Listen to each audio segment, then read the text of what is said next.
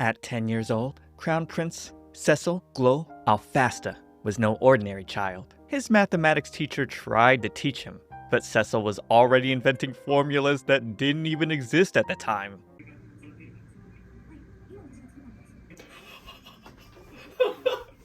What? So this guy is like a giga genius. Wait a second, let's go back. Hold on. My Princess Seal, no theorem exists. Indeed. I've just created it. 10 years old.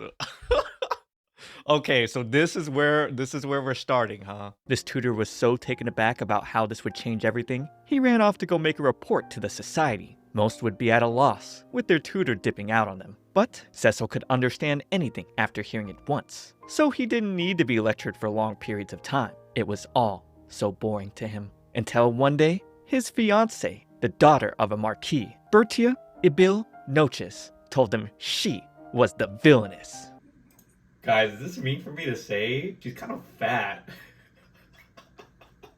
She told him it was her role to rip him and the heroine away from each other and leave him completely shocked in the end. He smiled back at her because it was the first time something didn't make sense. Today was the first time he also met Bertia face to face, and it was clear he wasn't the only one who didn't understand what she was saying. He turned back towards her to say standing and chatting wasn't really the thing to do and invited her to tea. She somehow wasn't ready for that. That's where Cecil introduced his personal butler, the green-haired Zeno. Bertia stared at him sternly. Cecil asked what was wrong, and she thought he was a little too composed for his age. She asked if he was possibly also a reincarnation.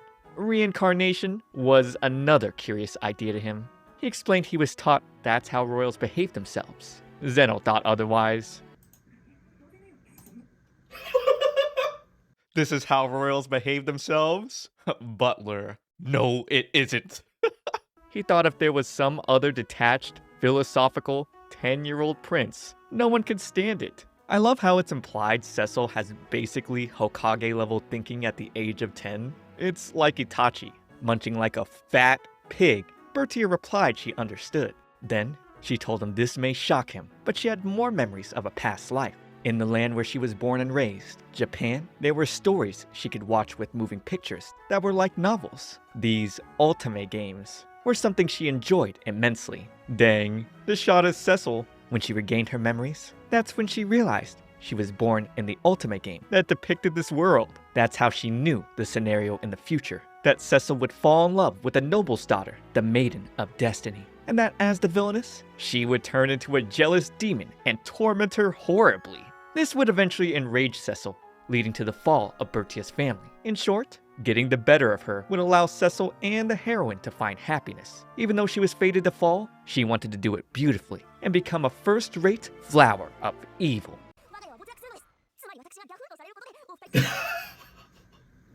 But look at her. She is so excited to be the villain and fall into ruin. This is a passionate story lover. Before this, Cecil had never once been unable to understand what someone was saying. Whether she had an overactive imagination or the power to predict the future, it didn't matter to him. But analyzing, he could see she was aiming to become a person who fits into this scenario of hers. As long as it wasn't something problematic for a future queen, he didn't mind. He asked what exactly was this first-rate flower of evil she mentioned. She told him, strong, noble, and beautiful. And though her path led to destruction, she took it without hesitation.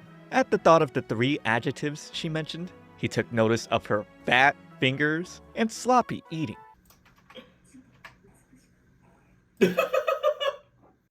Oh my god. So he's on the same page with me. She say strong, noble, and beautiful. He thinks she fat too.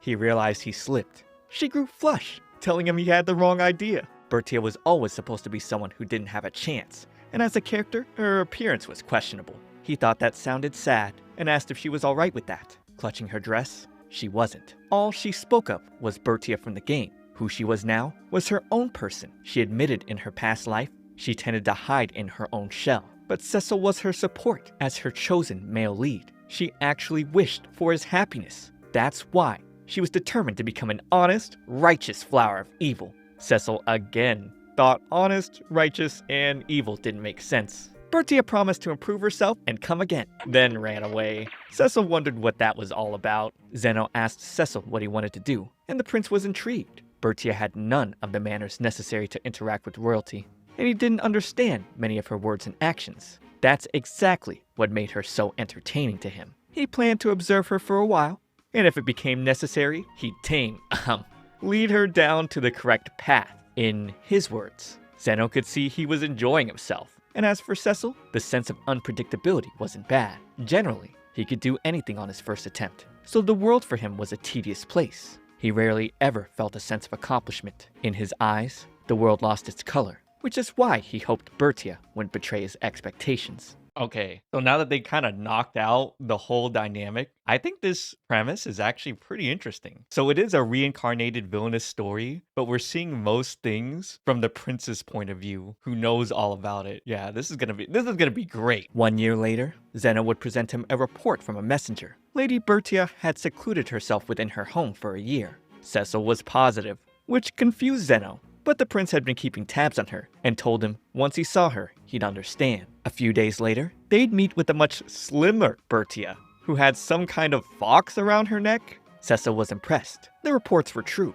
She'd been training the past year with diet and exercise to clean up her appearance. She was eager to know if he mistook her for someone else, and got quickly whacked by her father for her behavior towards the crown prince. The Marquis pleaded with Cecil to forgive his idiot daughter's rudeness. Cecil didn't mind, and thought it was childlike and adorable. This triggered something in her. She wanted him to say that one more time. She wanted him to call her adorable again. Aww. Her father took her aside and told her not to let the prince's appearance fool her. His eyes never smiled. He didn't have the necessary emotions to dote on cute things. He thought Cecil was too cold, and told her to make do with only him calling her adorable. While having tea, Kuro woke up and hopped off her. She apologized, but ever since she took her in, the little creature wouldn't leave her side. So she had Kuro imitate a scarf and brought her with her. Cecil pondered on this. It wasn't a successful imitation, but he knew what it was. He decided to keep quiet about it for now, so it would make things entertaining in the future. He offered Bertia tea and sweets, but the maid's cough signaled she had to sadly focus on her diet. That's why Cecil prepared these sweets made with reduced sugar, telling her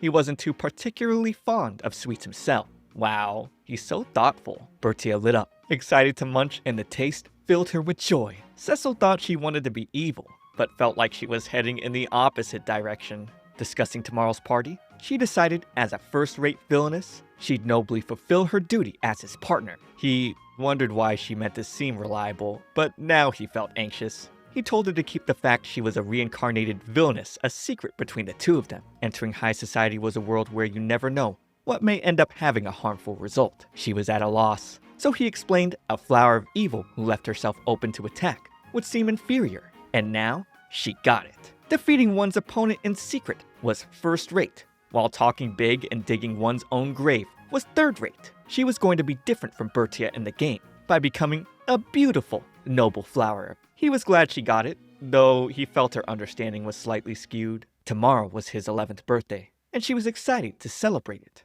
Until she remembered that meant she'd be turning 10 soon. She began to tear up, explaining her mother would be dying then. According to the scenario, the cause would be from an epidemic that starts spreading in the summer.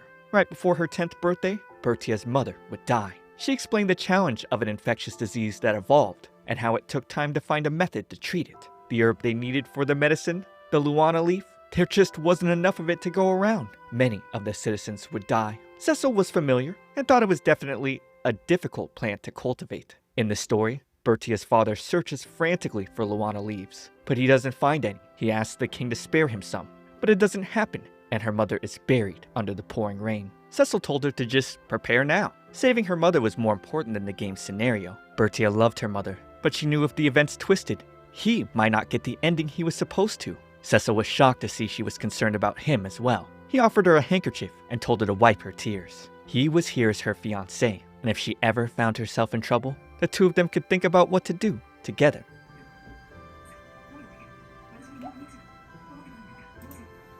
Oh man, guys, this is getting my heart.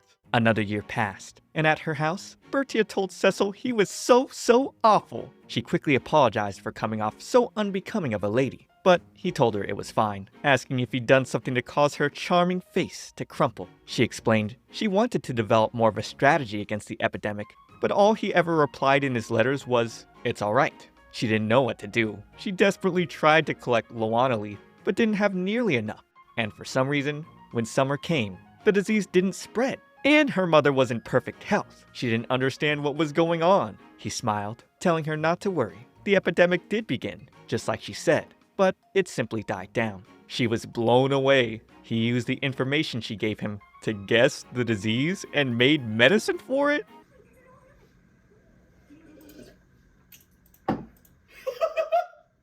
I guess I shouldn't be surprised. He just, I used your information to guess the disease, and I made medicine for it. I don't know why this still surprised me because he is a boy genius, but it's pretty funny. As soon as it began spreading, the patients all received immediate treatment. She began to shake him, asking what he meant by all that, and he was happy to let her be the only one to let her treat him this way. He told her to relax, and they could talk outside. Going back to when she first told him about her mother dying, he decided to get permission from his father to use the royal greenhouse. His next step was to go to the library to read more up on the Luana leaf. He studied late in the evenings until sometime later, he was able to produce a giant Luana tree. It was the discovery of a century, but Cecil, as always, was pretty nonchalant about it.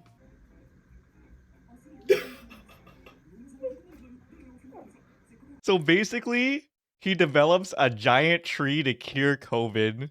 This guy is definitely on another level. He wanted to work on medicine next, and asked Bertia about the characteristics of the disease. Then, borrowed knowledge from experts in medicine and pharmacy to identify the disease. Reading a book, he found a mutation of said specific disease, and so, after a number of experiments, easily completed a cure. To be prepared, he needed to next make sure the adults took action. So he pretended that he just happened to take interest in a certain disease, and invited a doctor who was studying into the palace as his teacher.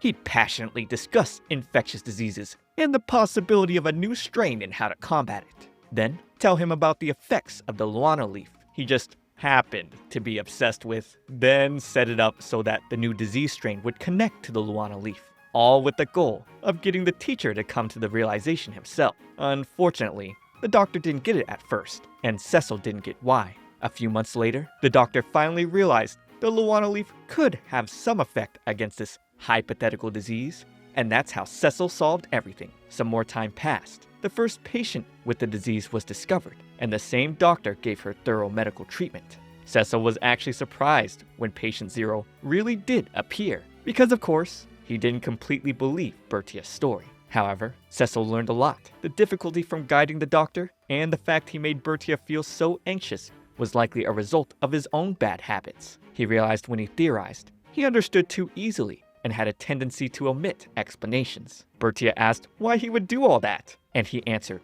"Why? I have no intention of ignoring my fiancée when she appears so anxious." She thought this was far above what an 11-year-old child should be able to do, but he knew, as the crown prince, he could use the library, and with his father's permission, he could call on brilliant experts for help. Zeno thought this was in no way normal for a normal crown prince. Bertia was still flabbergasted, but she supposed that's what she should expect from the genius known as the android prince. He was curious about that, but told her not to worry. Since her mother was safe, and the harm to the people was kept to a minimum, then it was all fine.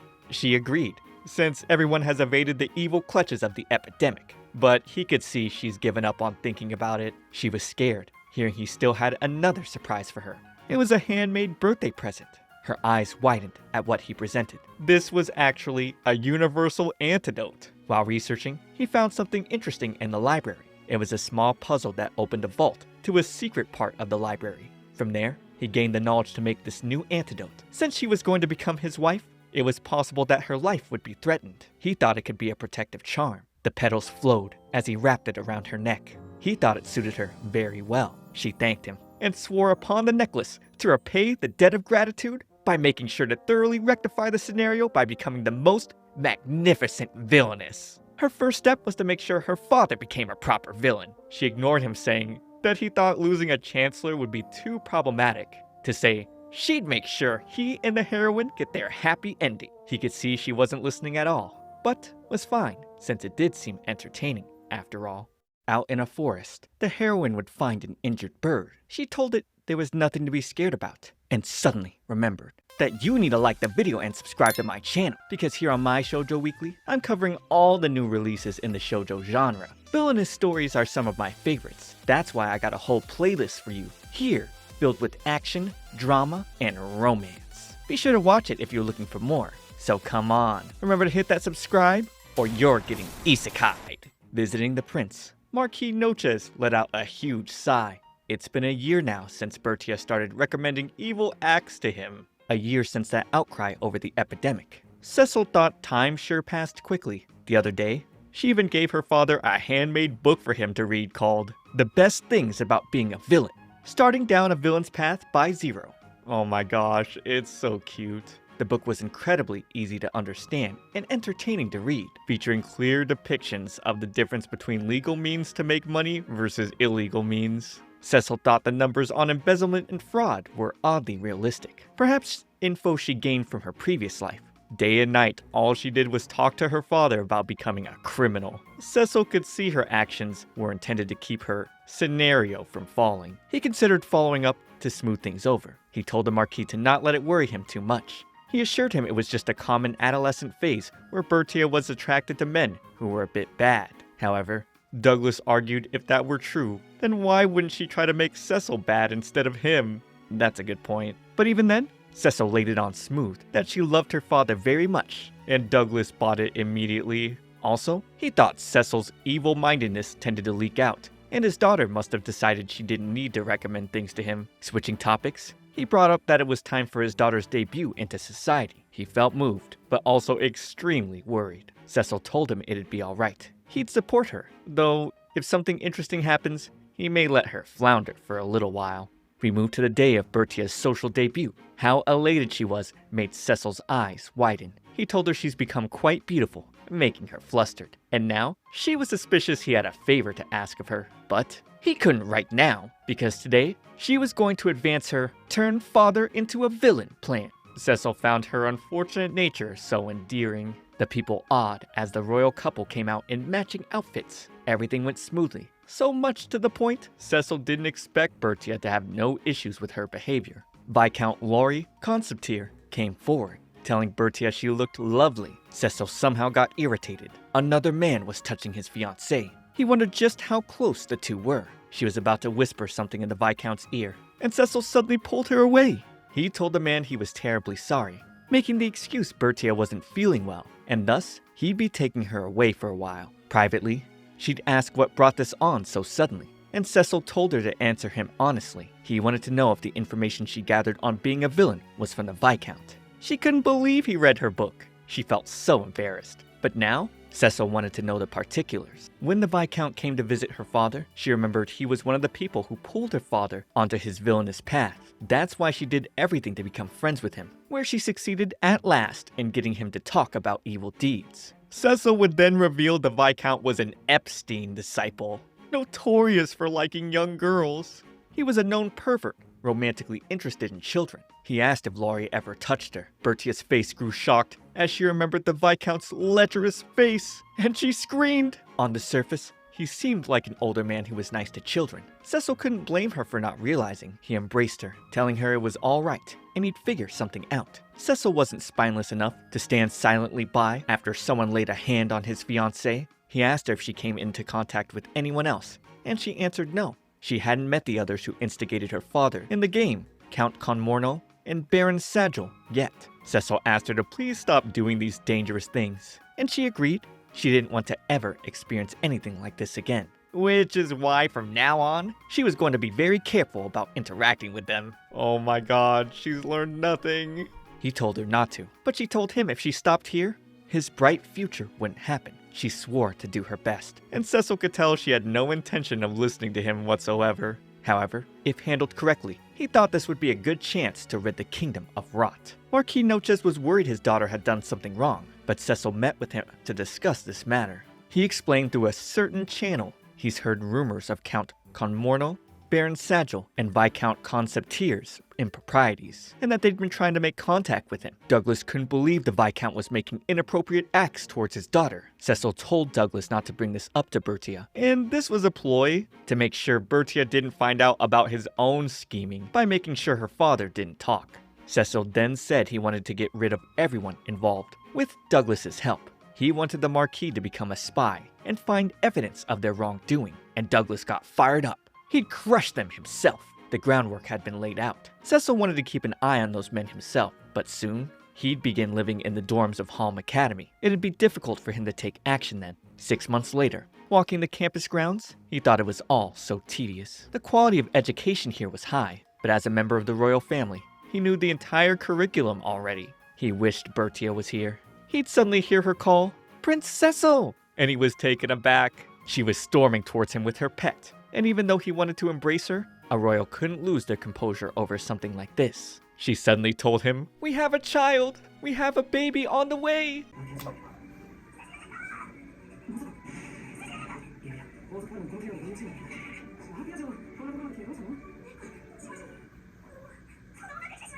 Oh! This is a crazy first statement to come back to. Cecil's eye twitched, and mine would too. She continued on, and while the prince was just thinking he was bored, he had no recollection of wishing for carnage like this. One of the boys said, "That's Prince Cecil for ya. He's a man among men." Dang, aren't they like 12 now? But Cecil wouldn't dare lay hands on his fiancée before marriage. She didn't want to cause him this much trouble. She said it was such a happy event, but she couldn't bring herself to feel honest joy about it. Cecil wanted her to stop saying things that invited further misunderstandings. He gently asked, just who has become pregnant with whose child? He held her close, telling her if he didn't know, he wouldn't know how to help. Look, even her pet wasn't prepared. She apologized for being so silly, and then explained her mother was pregnant with her father's child, of course. Who else? With the others staring at them, she had to clear up this misunderstanding. And now that everything was cleared, Cecil began to drag her away, but not before making sure the other students promised not to let any odd rumors circulate. Cecil wanted Bertia to accompany him back in the carriage on the way back. That way, she could tell him everything as they traveled. Bertia already had a carriage though, since her usual marathon was a little too far to come by foot. Cecil noted it took 2 hours to get here from House Noches by foot. He asked her not to deny him though. He didn't want to be a horrid man who sent his fiancée away when she's come to see him. Her face went bright pink. She was happy he felt that way. But staying with him any longer, she'd die of embarrassment. It made him smile. He promised it was alright. Once it was just the two of them, he'd even give her her first kiss. Whispering her name made her shriek and run away. Cecil thought her reactions were so amusing. Adorable. He couldn't help himself. He told Zeno it was in no way revenge for her causing him to lose his composure earlier. Zeno thought he was so conniving. Bertia.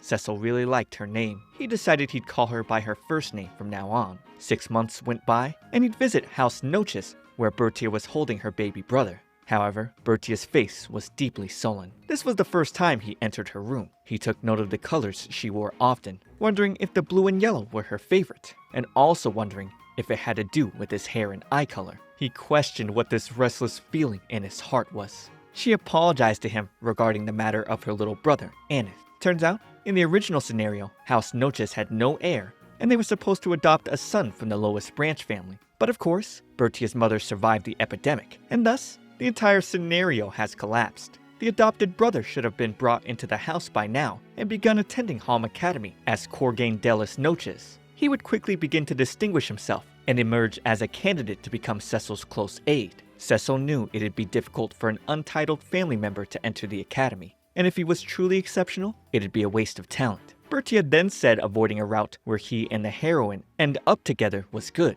Cecil then asked her about that, since she said he was supposed to end up with the heroine, and so she explained there were a number of capture targets depending on the heroine's action.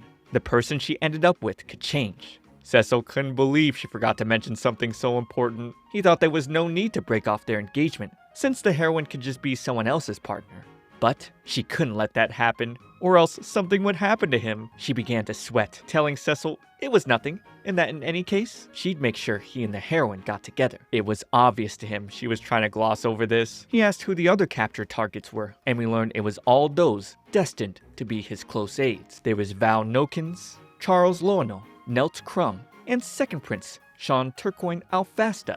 In this matter, the scenario should generate a compelling force so that when the time comes, an event would trigger and draw them all to the heroine. But if the same force was trying to have Corgain adopted into her family, then she could only imagine something bad happening to Aneth. She's been so afraid this whole time. Cecil could see that now. Very like her. He figured Corgain just needed to attend Helm Academy and become a candidate to be his aide. He had an idea and told her to leave it to him. When Corgain Delis Martin came home, he'd kneel immediately at a greeting by the crown prince. Cecil heard the people of these lands been complaining about their local lord, and since he was Bertia's distant relative, he wanted to ask him about that. Corgain couldn't believe Cecil would come all the way himself, and Cecil answered he had to listen to the people's voices as a member of the royal family. Corgain explained the lord here was very logical, a person worthy of respect, but just had an irredeemably horrible way of expressing himself. That was likely the reason he garnered unnecessary ill feelings. Earlier,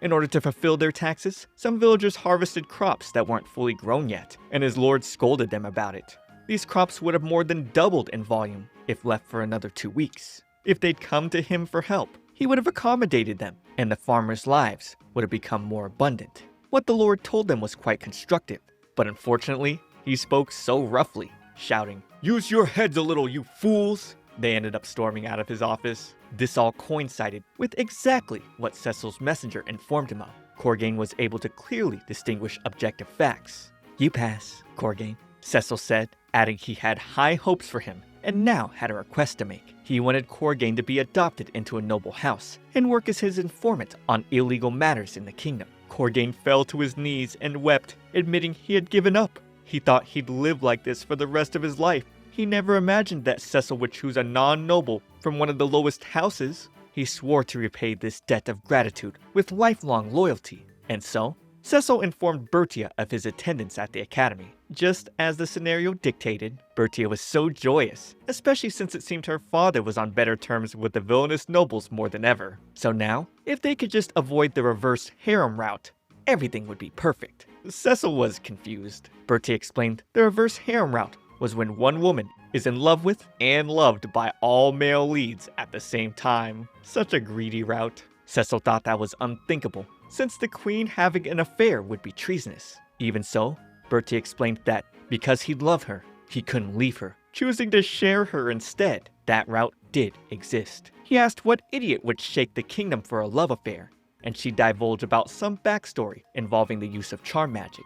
But such magic didn't exist in this world. Cecil thought a light spirit might be able to achieve something similar. They purify the wicked and bestow a sense of euphoria on the righteous. The light of healing. Using that sense of euphoria, one could draw people to them, as if by magic. Bertia couldn't believe spirits existed, and Cecil was again confused, since they were both contracted by one. He mentioned she hadn't told him where she found Kuro. She explained that it was in a forest near the mansion. Kuro licked a wound for her, and that's when she named her. Well, turns out because of that, she made a contract with a high-level darkness spirit. These contracts were formed by giving them blood and a name. Bertia had no idea. Zeno also happened to be Cecil's contracted spirit. This was definitely too much for her brain to keep up with. With a single gesture, he had Zeno summon books for Bertia to study and learn about spirits. She wasn't ready for all that. Still, a romantic relationship with a heroine who uses light spirit powers to half brainwash people.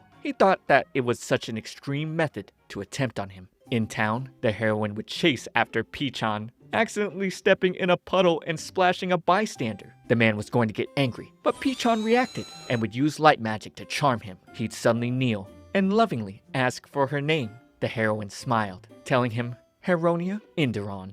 One particular morning, Cecil gave the welcoming speech to the newly enrolling students of Helm Academy. Since he was student council president, Bertia gleamed just watching him. In the student council office, we get introduced to the male leads of the game. Charles praised Bertia as Cecil's flower, complimenting her for drawing more attention than anyone else. Cecil's younger brother Sean thought she was so pretty, and because she was going to be his older sister-in-law, he wanted to be friends with her. Nell thought people like her with brisk, decisive energy made him a bit uncomfortable. Val thought she was magnificent with her beautiful legs and slender waist. Charles was surprised. He thought Val was only interested in combat, and teased the points Val was interested in was typical for a boy. Val responded, "Of course." For a noble's daughter, Bertia seemed to have trained quite a lot. Cecil knew the truth and was looking forward to Charles's reaction when he learned of her true nature. Charles asked Corgain about her, since he was technically part of the Noches family. He'd answered that his house was from the lowest branch, so that never happened. He told Charles he was interfering with his work,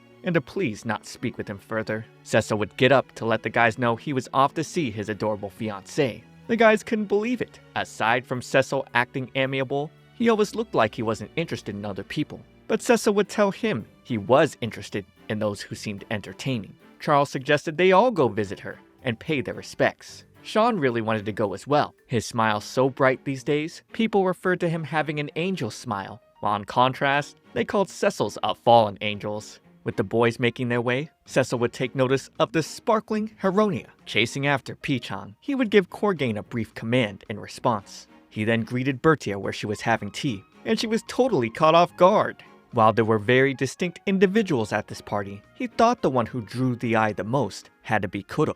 In accordance to Bertia enrolling at the academy, this was the form Kuro was taking to stay by her side more appropriately. No one else could see her ears and tail, however. Bertia thought he was supposed to come later, but Cecil thought that was strange, since this was the time they arranged to meet. The purple-haired woman cut in next to give the prince a greeting. Her name was Joanna Kurtzwarn, the daughter of a duke. She and Cecil were second cousins. Joanna explained Bertia thought he'd be so busy he wouldn't come, and was even worried. She seemed restless, looking around, and then grew downcast. She thought Bertia was so adorable in that state. Bertia tried to stop her from saying more, and Cecil could see Joanna got amused by Bertia just the same. Bertia was excited to share with him that she'd made a lot of friends, or rather, minions. He could see she used minion instead of friend to try to make it sound worse than it actually was. He was sure she wanted to give it a flower of evil spin, but told her she shouldn't refer to her precious friends that way. She then felt bad and apologized, but Joanna told him to not let it trouble him.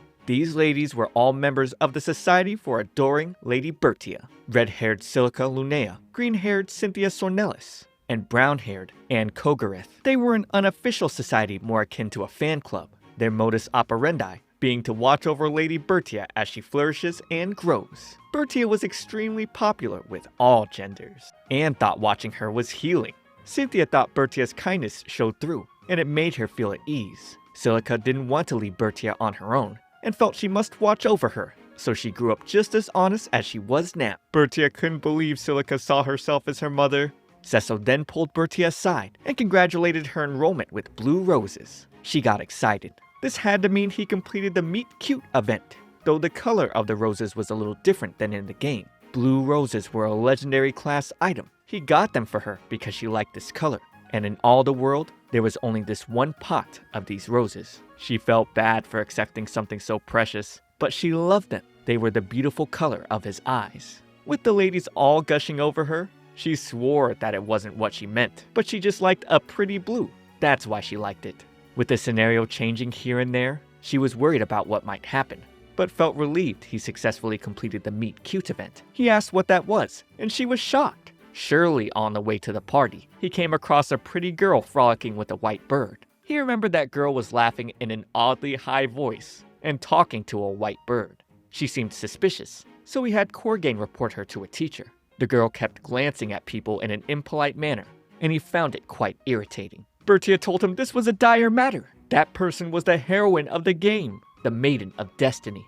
As soon as he saw her, he was supposed to take a red rose from the bouquet meant for Bertia and give it to her. That's the Meet Cute event. However, with him giving Bertia a potted plant, pulling out a single flower was impossible.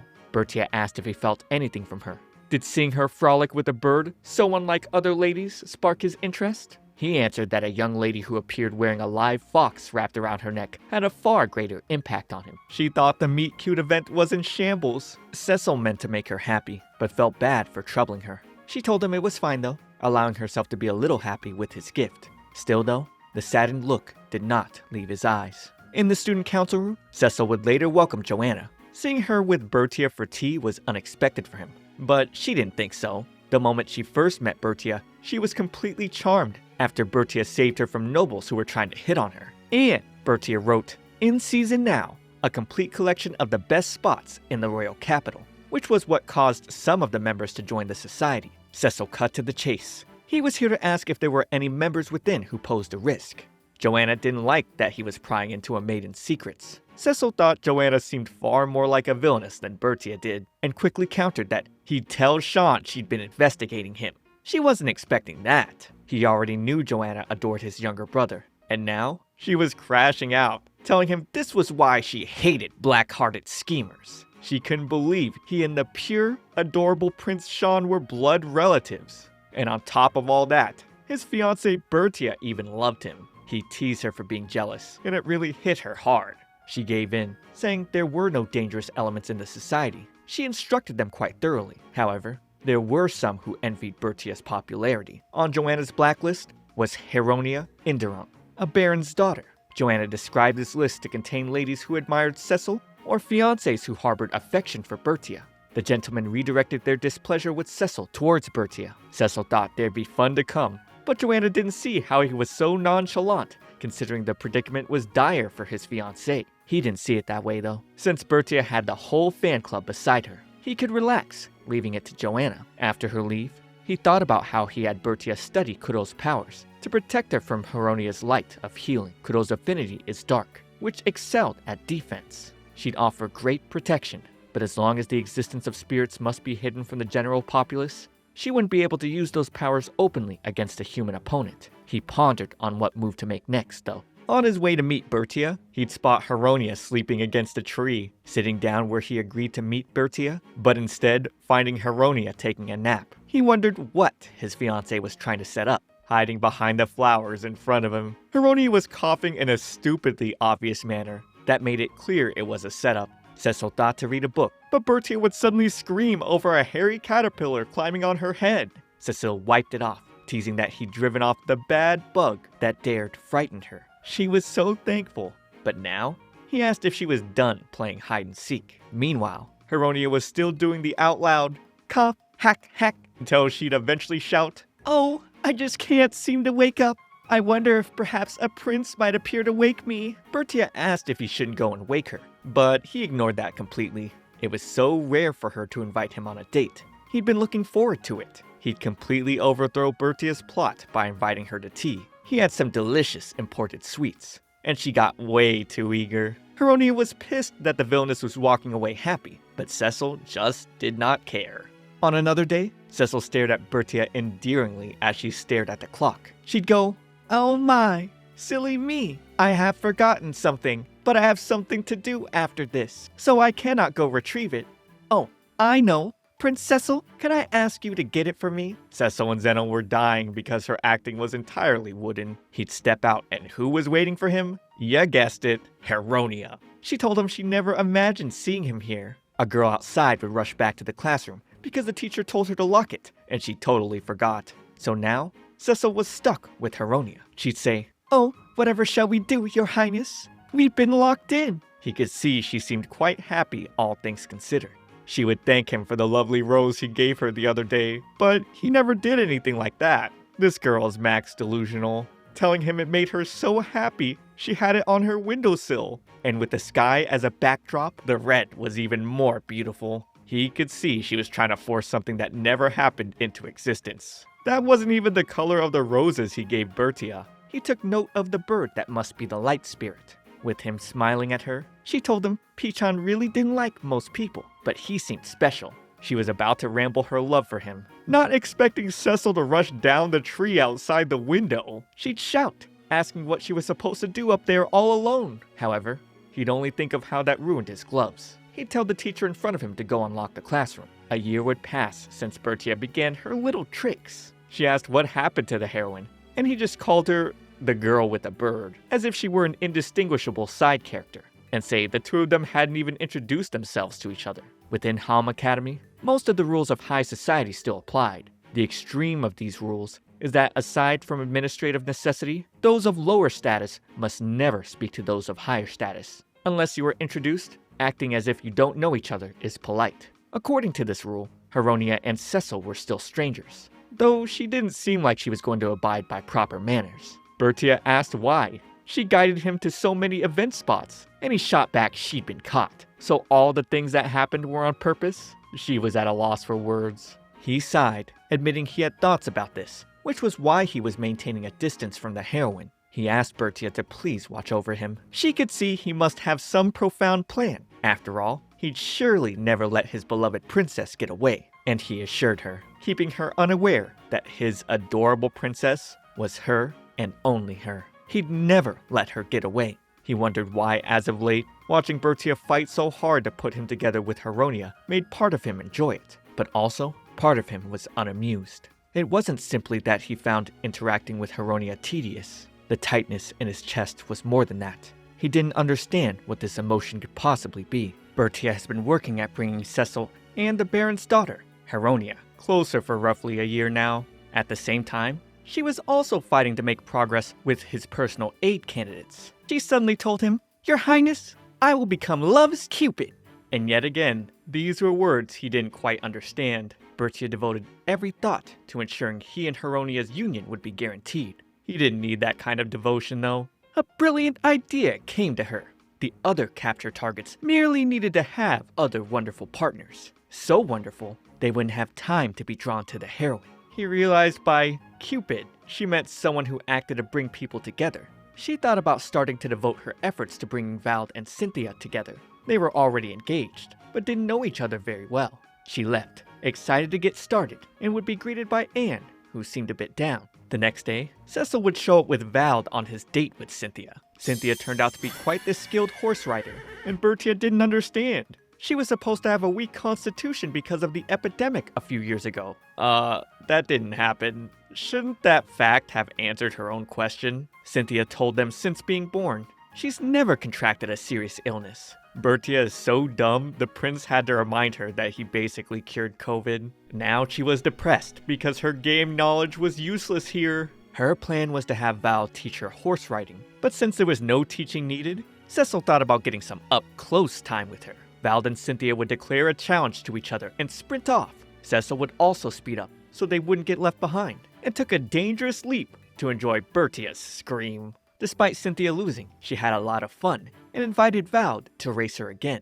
He was more than happy to. He'd put more training into it as well. Bertia, meanwhile, was still feeling a little weak. Cecil thought her reactions were so amusing. He may have gone a bit too far. She'd bounce back, though, because this Love's Cupid mission was a huge success. The two would spot Charles walking with yet another woman Cecil had never seen before. He thought Bertia was watching him with quite the expression. The next day, Charles came across Anne and noticed she seemed a bit pale. If she was worried about something, he'd be willing to hear her out. Any advice she needed, he'd resolve it with a whoosh and a bang. She smiled at him. He's always tried to cheer her up. However, this was something she needed to solve herself. Her father told her she needed to decide what she wanted to do with her betrothal to his older brother. It came by letter, so it was time for her to steel her resolve. Charles looked distraught, and Bertia would cut in to ask why he wasn't saying anything. They weren't expecting her. She told him he was the one who needed to resolve. In his youth, Charles could only watch as his older brother would leave with a woman, despite this particular day being the day his engagement candidates would be over at their home. The brother told Charles just to make some excuses for him as he went to woo this girl off alone. Charles thought his brother was hopeless, and seeing Anne was tearful with him walking away, he thought to cheer her up with a chat. With Bertia revealing he obviously liked Anne, he complained to Cecil. Having feelings for his older brother's potential fiancée was no laughing matter. That's why he's tried to forget her as quickly as possible by dating other women. But no matter what he did, there was no one he felt more strongly about than Anne. She was so dear to him that he hated her in equal measure. For her to have stolen his heart so completely, and to know he could never have her. Cecil saw Charles as usually easygoing and detached. He never imagined he was hiding such passionate, devoted feelings. Even worse, Anne and Bertia were standing behind him this whole time, and Cecil completely missed the timing to tell him.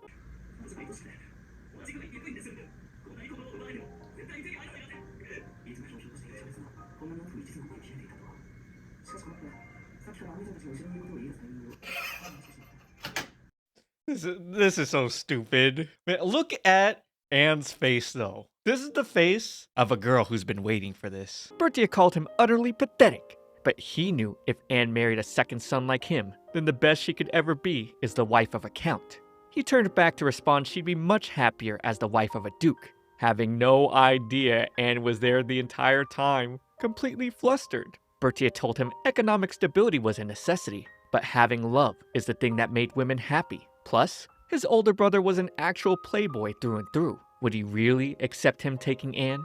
She reasoned that instead of her being a duchess married to an adulterous man, she would rather be a countess married to a gentleman who truly loves her. Anne meekly responded yes. Cecil then told Charles, while rank may be important, if he secured a position as the future king's personal aide, that would likely suffice in terms of social status. Whether he would reach that would be up to him. Charles knelt before Anne, telling her he's long been consumed with love for her. Aww. He swore to become a man worthy of proposing to her, and asked her to watch over him while he did. She placed his hand on his, expressing she understood the value of a political marriage, but if possible, she wanted to see what a happy marriage full of love might be like. She wanted to give it some thought, and just hearing that gave him the strength to become the Demon King's manservant. Of course, the Demon King would be Cecil. Mission success, even though the manner was quite forced. On another day, Bertia would greet Prince Jean. He was joyous over some rare sweets someone gave him. That's when Joanna entered scene. Oh no, aren't they like distant cousins? Bertia trying to set up the Alabama route. Sean got somewhat uncomfortable and made an excuse to leave. Run, man, don't do the incest route. Bertia couldn't believe he was acting this way towards a woman who might become his fiancée. Joanna told Bertia it didn't bother her at all, but either way, Bertia was going to come up with some kind of plan to help them get along. Nelt and Silica happened to be walking by. It's been so hot lately, his appetite's been low, but she insisted he at least eat the sweets she made for him. That gave Bertia a great idea. Operation Make a Gift of Handmade Sweets. Since Sean liked sweets, this would help Joanna become friends with him. Silica would be leading here, since she was quite skilled. What she gave Nelt this morning were cookies with vegetables in them. He didn't really like vegetables, so she researched in hopes that he'd be able to eat more of them. Preparing cookie batter, Silica asked why Sean acted weird around Joanna. Joanna believed she must have pressed him too hard, but she wouldn't get into that now.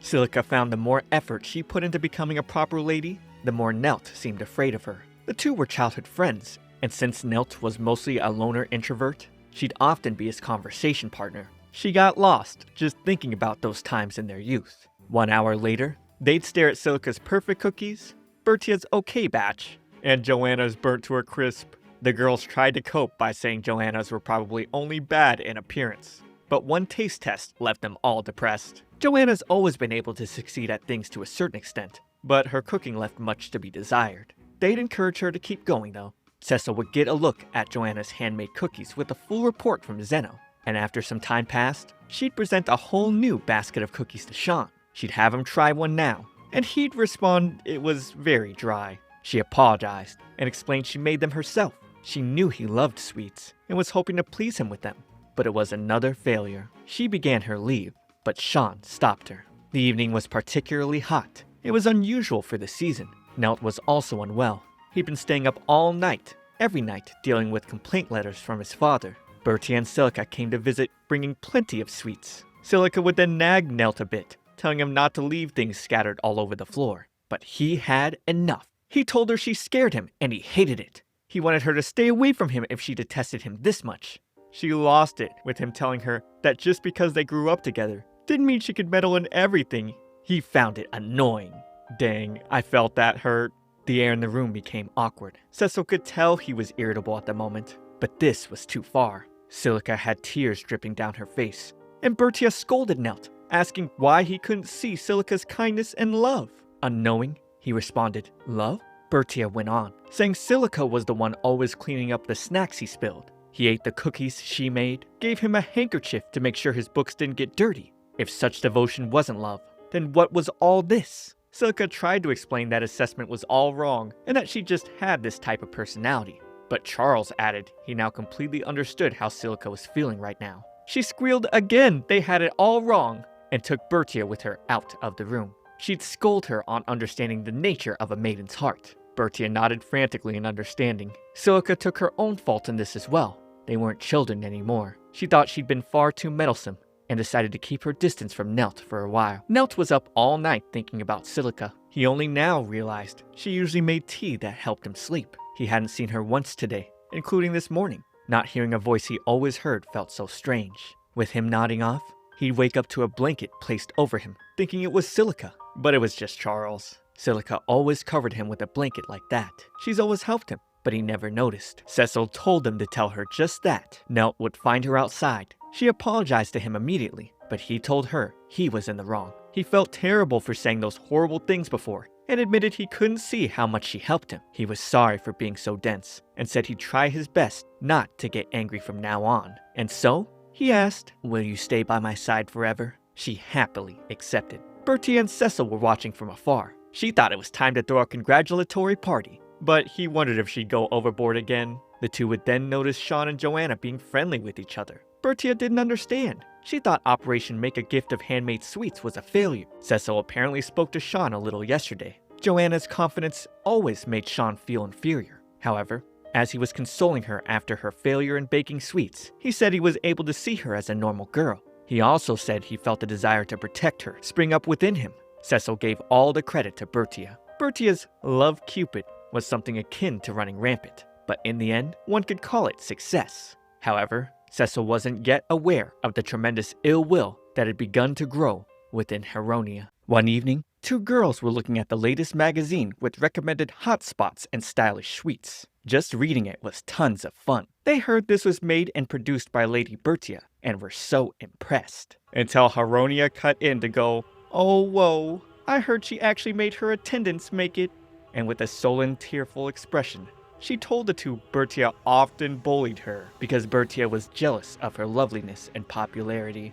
Oh nah, now she's lying. It was around this time that Heroine, the Baron's daughter, began behaving more appalling towards Bertia. She made false accusations and spread malicious rumors. Cecil expected the villainess and heroine to be at odds, but this was a bit much. Corgain interrupted Cecil's thoughts to deliver the plan for the middle school student council. This spring, Cecil would be advancing to high school. The middle school student council was currently being led by Corgain. Corgain was a little embarrassed to ask this next. He politely requested permission to let Bertia call him Dear Brother Cor. Cecil declined it, sensing the notion would be distinctly unamusing for him, but now asked if Bertia was the one who brought it up. Corgain, of course, confirmed. Lately, it's been almost every day. She kept asking, "Please let me call you my dear brother Cor." Corgain would constantly reject this, but she became so obviously saddened, it pained him to do it. Cecil wondered why, despite talking about Bertia, this topic wasn't fun at all.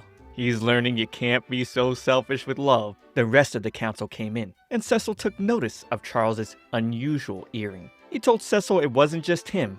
Vald and Nelt had them too. Their earrings all shined, but Charles was surprised Cecil hadn't received one. He was not happy about that. Man's letting off JoJo villain aura. Charles asked if he was actually mad, and now Cecil had to contemplate this. He realized he wasn't often shaken by emotion, so he hadn't noticed. What he was feeling was discontent and displeasure. With Bertia enjoying snacks he brought, Cecil would mention Corgain's dilemma. She explained that, unlike in the game, she wasn't his younger sister, but just a distant relative. That's why she was trying to secure a position as his sister, so she could block his interactions with the heroine. Cecil took note of this, since she was trying to constantly force him to be with the heroine instead. Bertia then added in her previous life, she never had siblings, so she's always longed for one. Cecil told her if she really craved a big brother, she could call him Dear Brother Cecil. Bertia lit up, but she stopped herself and shook it off. She told him Cecil was Cecil, and he was her fiancé, not her big brother. His eyes widened. He told her she could call him Syl instead.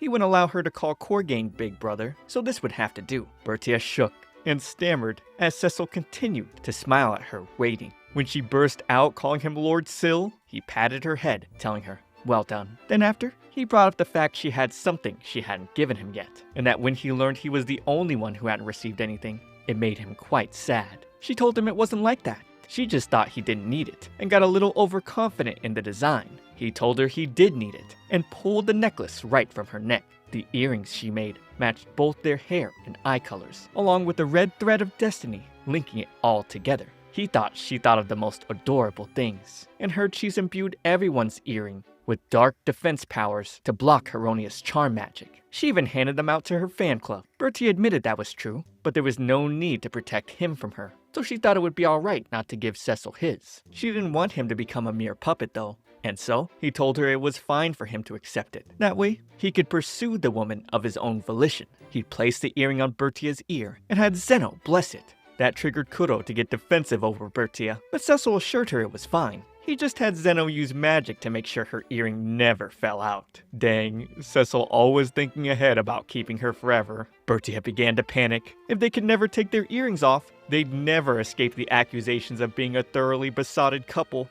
Yeah, Bertia, that's his plan. Cecil found them being a couple bound by destiny to be amusing. She clamored on about how the heroine would go on a different route, but he ignored it and called her Tia. She couldn't believe he was using this timing to call her a pet name. The impact was devastating for her though. As he began to leave for class, she kept trying to tell him he had to remove the earring, and he completely ignored her again. It was just as he thought. Hearing things from her was much more amusing than hearing them from someone else. He'd get stopped in the hall by a messenger with a letter from His Majesty, the King. An unexpected message. He was being ordered to study abroad in a neighboring country for 4 months. We moved to him getting a tour from the neighboring country's duke, who explained alcohol was one of their country's specialties. The man mentioned hearing since the price of alcohol has risen, there were voices of dissatisfaction rising in Cecil's kingdom. It was plain as day as to what this man was doing. Cecil could see once this kingdom took root among people with its low prices, they'd raise prices. Those who became accustomed to the taste would buy even if a little pricier. The man was caught off guard.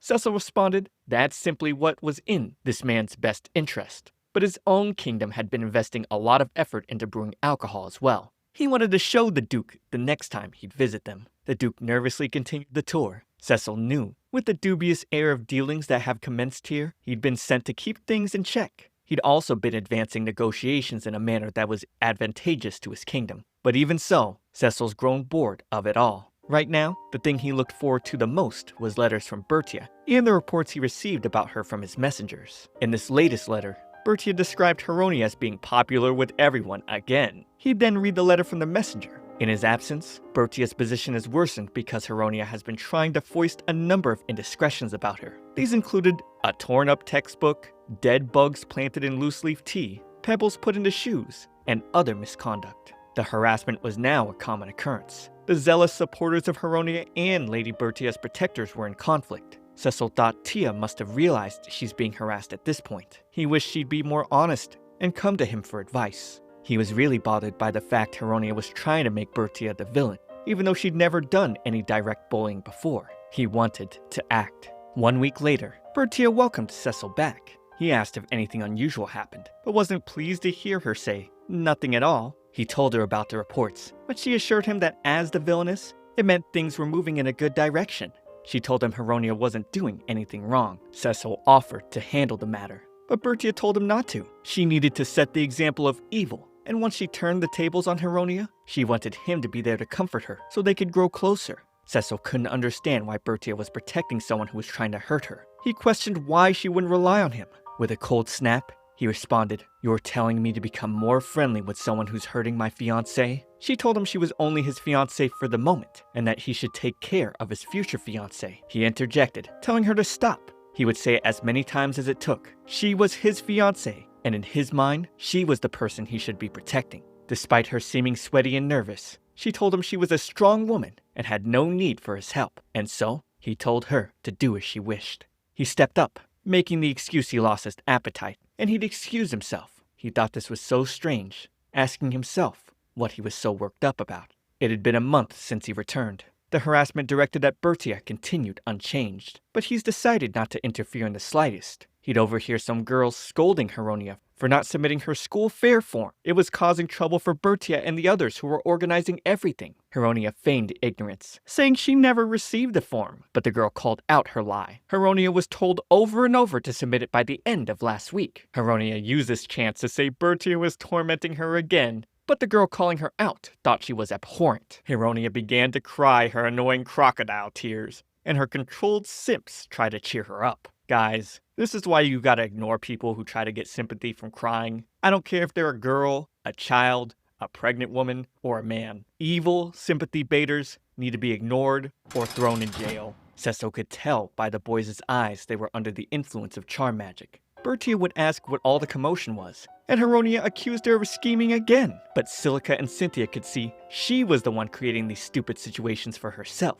Bertia called for them to stop. She cleared her throat and told them she'd never run nor hide. Heronia was her prey, and she'd confront her herself. Bertia was very proud. She thought that was such a villainousy line. Heronia was about to continue on about how cruel Bertia was being, but the other girls were enamored by Bertia.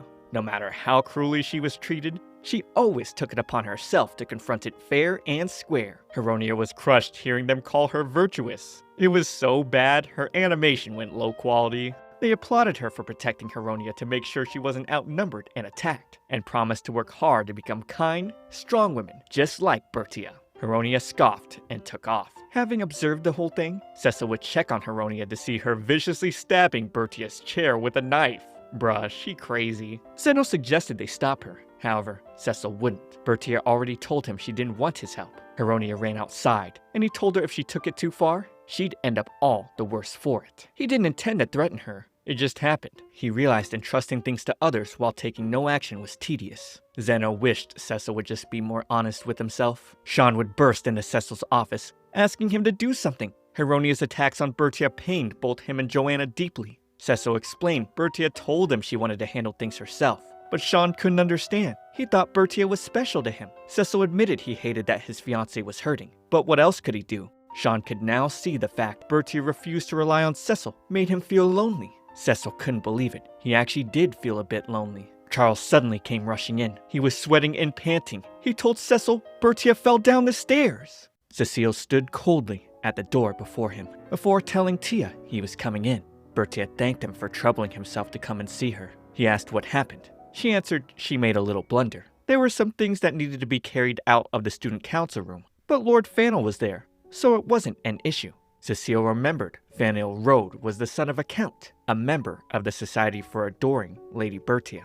He'd have him thoroughly investigated later. Once they finished their task, Bertia was on her way back to the student council room, and a female student came up from behind and bumped into her on the stairs. Bertia clenched her blanket, but quickly shifted her attitude to tell Cecile she was quite alright. Because Kuro quickly casted protective magic on her, Bertia missed the perpetrator's face, since she was looking down, but managed to squeak out the perpetrator's hair was pink blonde and build also greatly resembled that of Lady Heronia. Stammering, she went on, saying, "Just as I thought, the villainess must be in conflict with the heroine." Her body shook all the while. Cecile grabbed her, saying he couldn't leave this alone any longer. He didn't know what this feeling was, but when she was hurt, it was the first time he knew the pain of harm befalling something he delighted. Since she told him she was going to do as she liked, he was going to take action of his own will as well. He gathered everyone in the student council room to assist with this personal revenge. Everyone was eager. Even Corgain was fired up. Joanna was ready to crush the rabble who would dare hurt Bertia. Sean told them they should take care of Heronia now,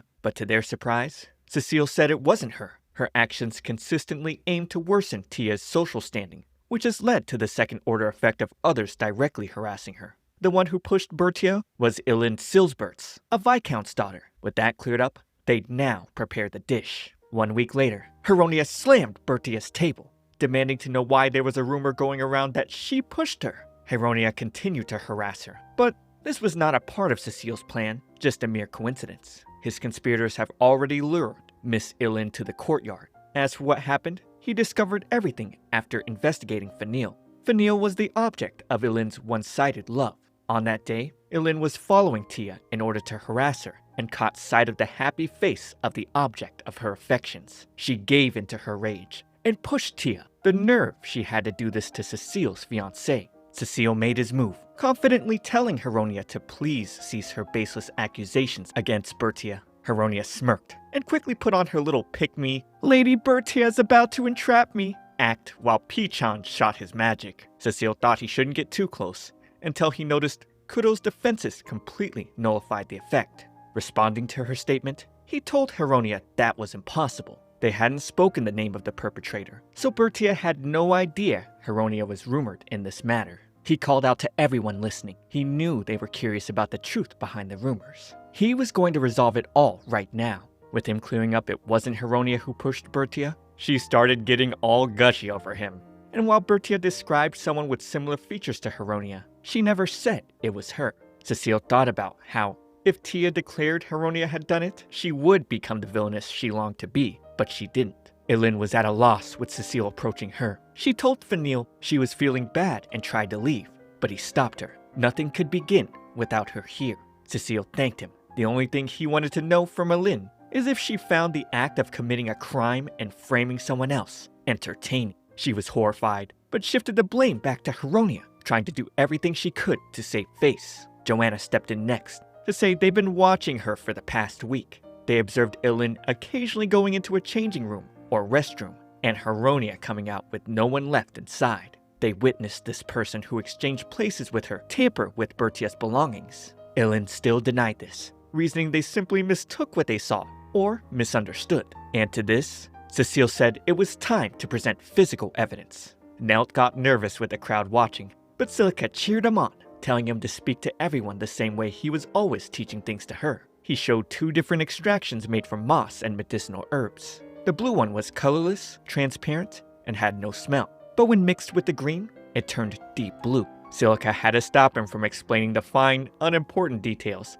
so she could explain that they sprayed the colorless solution in Bertia's room and cleaned it quickly after the perpetrator had stepped on it. Joanna and Anne got behind Eileen. They both wanted hers and Heronia's shoes. Nelt poured the green solution over Heronia's, and nothing happened. But on Eileen's, it changed. Eileen was about to begin her Danganronpa level crash out, saying this was all a lie and the whole student council was conspiring to protect Heroine. Cecile asked what the point of that was. He stared at her up close, menacingly, asking why that would make any sense at all. Corgain then snatched what she was holding. Today was the day the dormitories were getting a thorough cleaning, so Eileen was keeping the evidence with her. She screeched, telling him to give it back. Cecile knew they had her for sure now, as Corgain revealed the Heronia wig. She tried to tell Fenil it wasn't what he thought it was, but he only told her, "I despise you from the bottom of my heart." She was left sulking as he walked away. Now that business was taken care of, he was planning to take Tia away for some rest. Heronia grabbed his arm,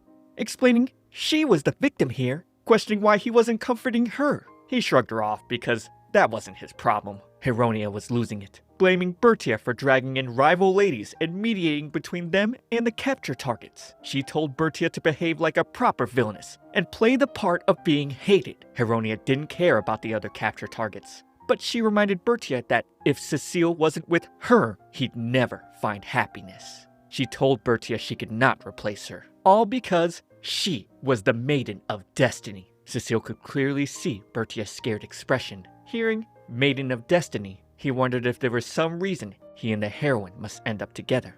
Heronia clamored on about how this world existed so that she alone could shine, and that Bertia's prince would be hers someday. Bertia apologized before suddenly falling over, and everyone rushed to her. Sitting by her bedside in the infirmary, Cecile thought about how he should have been more attentive. The maid told him Bertia's been anxious lately, unable to sleep since being pushed down the stairs. She was too precious for him to lose. One of the few things in existence that could entertain him. He didn't want to let her exhaust herself like this. She woke up to his hand on her head. Him telling her everything was all right made her happy. This was like a nice dream. With him saying he wanted to let everyone in now, she quickly recomposed herself, saying they could come in. They all appeared behind the curtain, concerned for her, and she was confused. Cecile explained everyone was here on her side. They didn't want her to fret all alone. She quickly wiped her tears and told them she was going to work her hardest. First, to understand why they were all trying to cheer her up. Cecile thought this was what should be around Tia. It was because of this atmosphere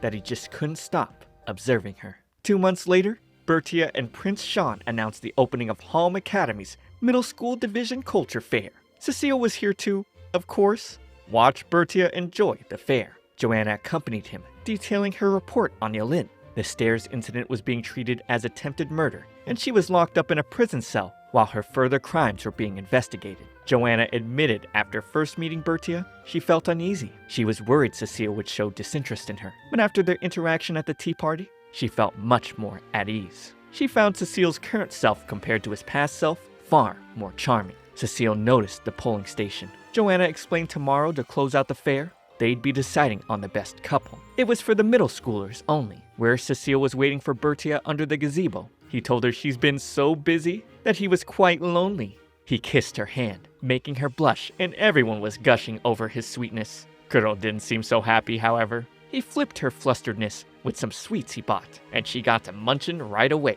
He wiped the cream on the corner of her mouth, telling her he was looking forward to tomorrow. During the closing ceremony, Bertia announced best couple. Third place was two couples, Vald and Cynthia, Nelt and Celica. Second place was Joanna and Prince Sean.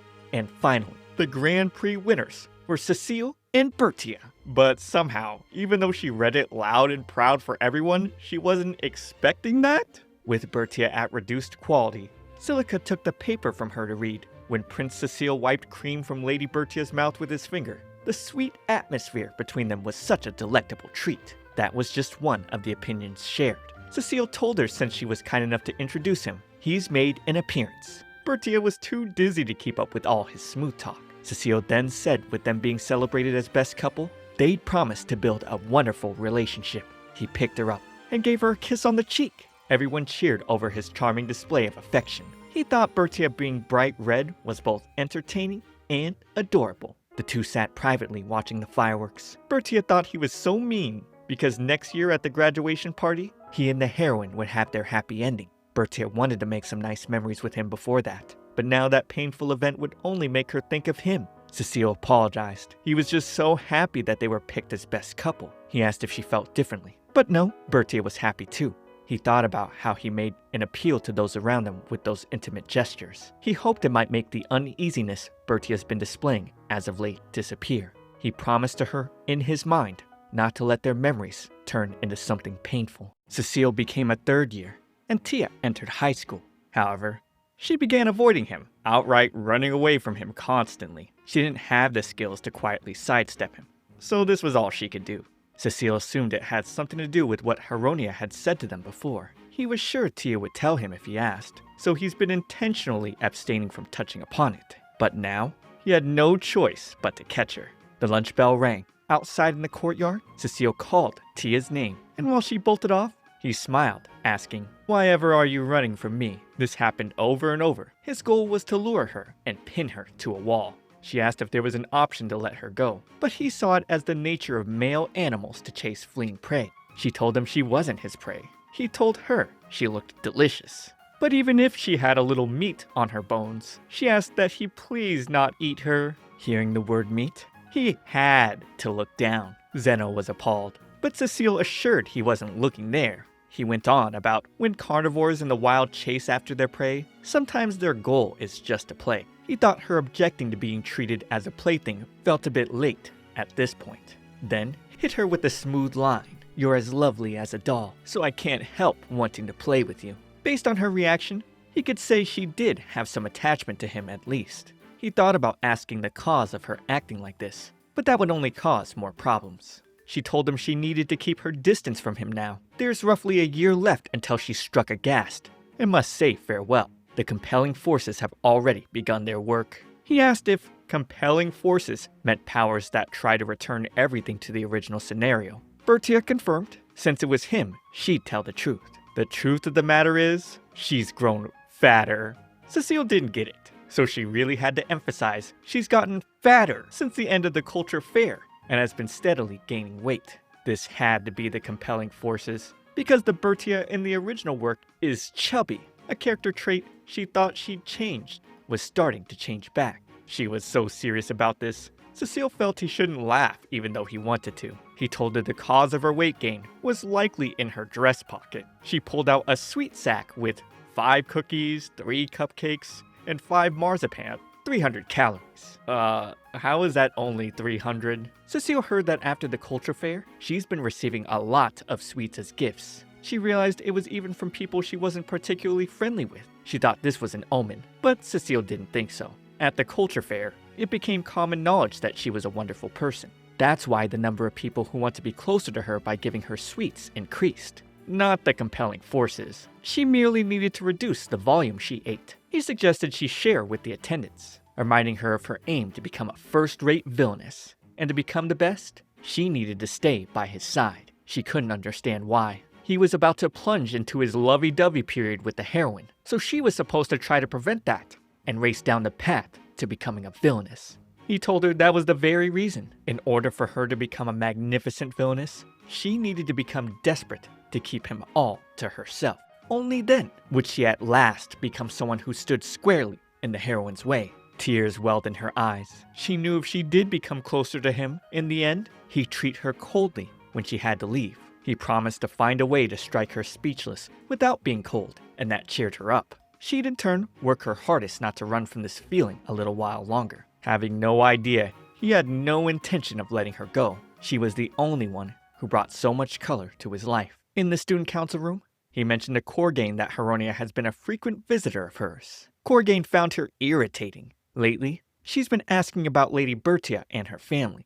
Cecile assumed Heronia was trying to get dirt on the Noches family's wrongdoings. Corgain was surprised he knew. Heronia's asked him numerous times. This was exactly what Cecile thought. The fall of House Noches and the Struck Speechless event are inseparable. Charles wanted in on this wicked plot if there was one, since Heronia caused him unpleasantness. Heronia had mentioned Charles womanizing about other women to Anne. This was untrue though. He was only earnestly devoted to her. When Heronia badmouthed Silica, it pissed Nelt off. Vol didn't like her either. She's gotten in the way of his dates with Cynthia many times. Same for Sean. She was always saying hurtful things about Joanna. They all wanted to come together to crush her. Cecile told Corgain the next time Heronia came to him not to affirm or deny her suspicions of the Noches family. Since the Struck Speeches event would be at the graduation ceremony, he knew that's when Heronia would most likely make her move. One evening, Cecile took a trip to the palace to ascertain the reason Bertia kept trying to pair him with the heroine. He concluded that all this had to do with the fact he was from the royal family. His father, the king, was somewhat surprised. It was rare for Cecile to ask him to make time for him. Cecile cut to the chase. He wanted to hear about the Maiden of Destiny, claiming it was a phrase that appeared when he was researching a topic for personal reasons. Nothing came to his father's mind. There were legends of saints and battle maidens involved with the royal family, but nothing specific to this. Cecile assumed it was a nonsensical prophecy then. He didn't need a Maiden of Destiny when he had Bertia. The king's eyes widened hearing this. He asked if Cecile's life was fun now. Hearing it was all because of Bertia, the king felt glad he picked her. Cecile couldn't shake the uncomfortable feeling he got from this. Before taking his leave, his father stopped him to let him know, even though he was incredibly bright, he was sure he still had his own worries, and that if ever troubled, to come and speak with him any time. This surprised Cecile. His father's words made him feel definite relief. He hadn't realized, but he was feeling anxiety that he never experienced before. There were only 3 months until Cecile's graduation. He asked what color Bertia wanted her dress to be for graduation. He wanted to give a dress to her as a present, since betrothed usually attended graduations together. She tried to say he should get one for Heronia, and this irritated him. Lately, his mood was unstable, and every action she took left him shaken without realizing it. He took her hand and told her they should go outside. He asked her about the dress color once more, because he wanted to design it to match his outfit. She started with a calm yellow, but quickly shifted to blue. But then, something more befitting of a villainess, like red or black. Cecile clenched his fist, asking if she's grown tired of yellow already. He could tell he was being stupid. She told him she loved yellow, and the soft blue, like a clear night sky. But that's exactly why she didn't want to wear them. Those colors had so many memories locked inside them, and she didn't want to paint over that with sadness. Since that was the case, he asked her to stop this Struck Speechless incident. She couldn't though. She wanted him and everyone else to be happy. He asked why this was necessary, because together, the two of them might be able to find a better way. But she loved everyone so much. That's why the only ones that should get hurt were her and her father, who committed crimes. But they didn't commit any. Bertia presented a diary of all the villainous deeds she's committed in the last few years to use as evidence just in case. Cecile opened it to read, May 4th, clear skies. Today at our tea lesson, I bullied Lady Heronia. I said so many mean things. Lady Heronia turned bright red and got angry and teary-eyed. It felt so refreshing. Cecile heard about this from Silica, who attended the same lesson. She told him even the teacher was exasperated with Heronia's atrocious manners. Bertia volunteered when no one else wanted to form a pair with her, and taught her everything politely and thoroughly. And yet, at the end, Heronia said, I know it's because you hate me.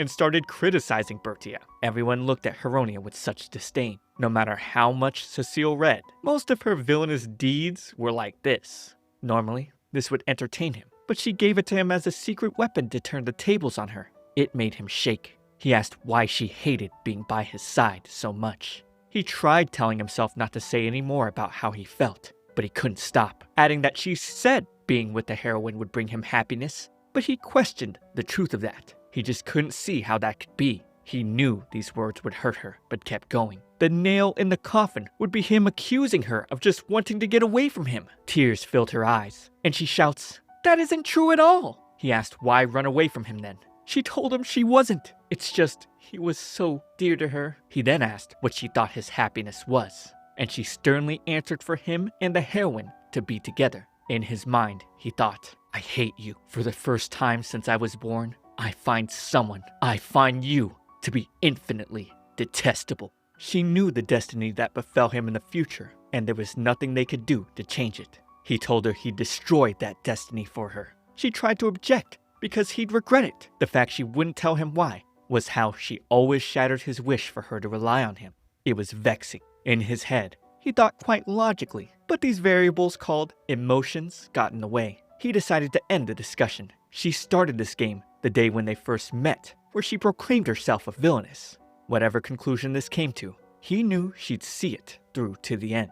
Bertia begged him to please find happiness. He said he would, so she shouldn't run away. The day of the graduation party, he told her she looked incredibly beautiful in the dress he bought her. The afternoon ceremony concluded. Now they were all waiting. According to her attendants, after much deliberation, she decided to wear this dress for him. She began to speak, but he silenced her. They were about to enter the hall. He'd be on stage, but wanted her to wait for him. He didn't want to hear her say things that had put distance between them. Tonight, he was going to destroy every future that'd make her sad. He didn't want her to rattle his emotions more than she already has. Taking his hand, she asked what she meant to him.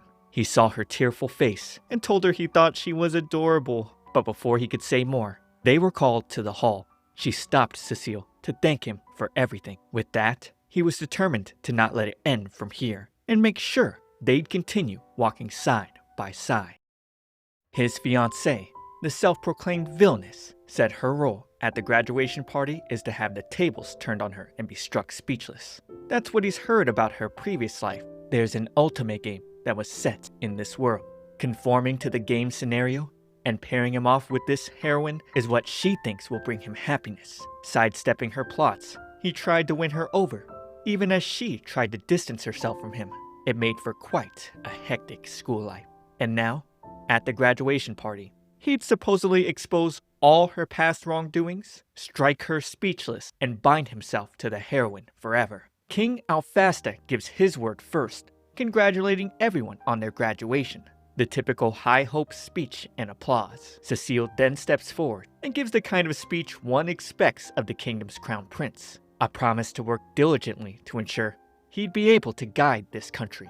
Long live Halm Academy, long live Alfasta Kingdom, all while Bertia looked at him with faint sadness. The royal couple chat about Cecile's impressiveness, though his mother thought it'd be better if he was a more straightforward child. His graduation day gave her a lot of anxiety. The king was also surprised by Cecile's plotting, but he was sure everything would work out in the end. Marquis Noches chimed in as well.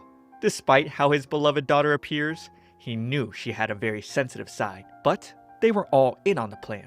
The king knew about the baron's daughter, the pink blonde-headed girl in question. Heroine complains about no one escorting her.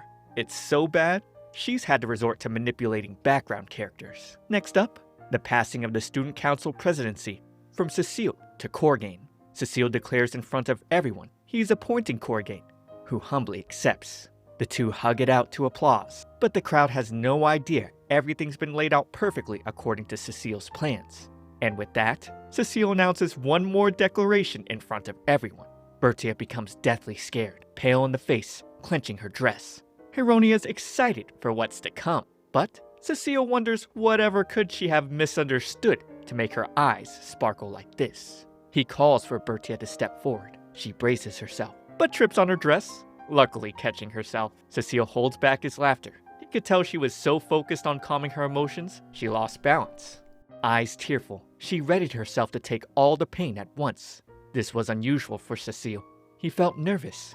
Something of a critical juncture he understands happens in life. He tries to bring up her having committed a grave crime, but she cuts in and talks over him. He wished she wouldn't do that. She starts to dramatically go on about how she didn't do anything wrong, but he taps her lips, assuring her she did commit a terribly grave crime. The crime of being born 2 years after him. Hearing him say this, she's caught off guard. Because of that, he'll have to wait a whole 2 years for her to graduate and live separated from him.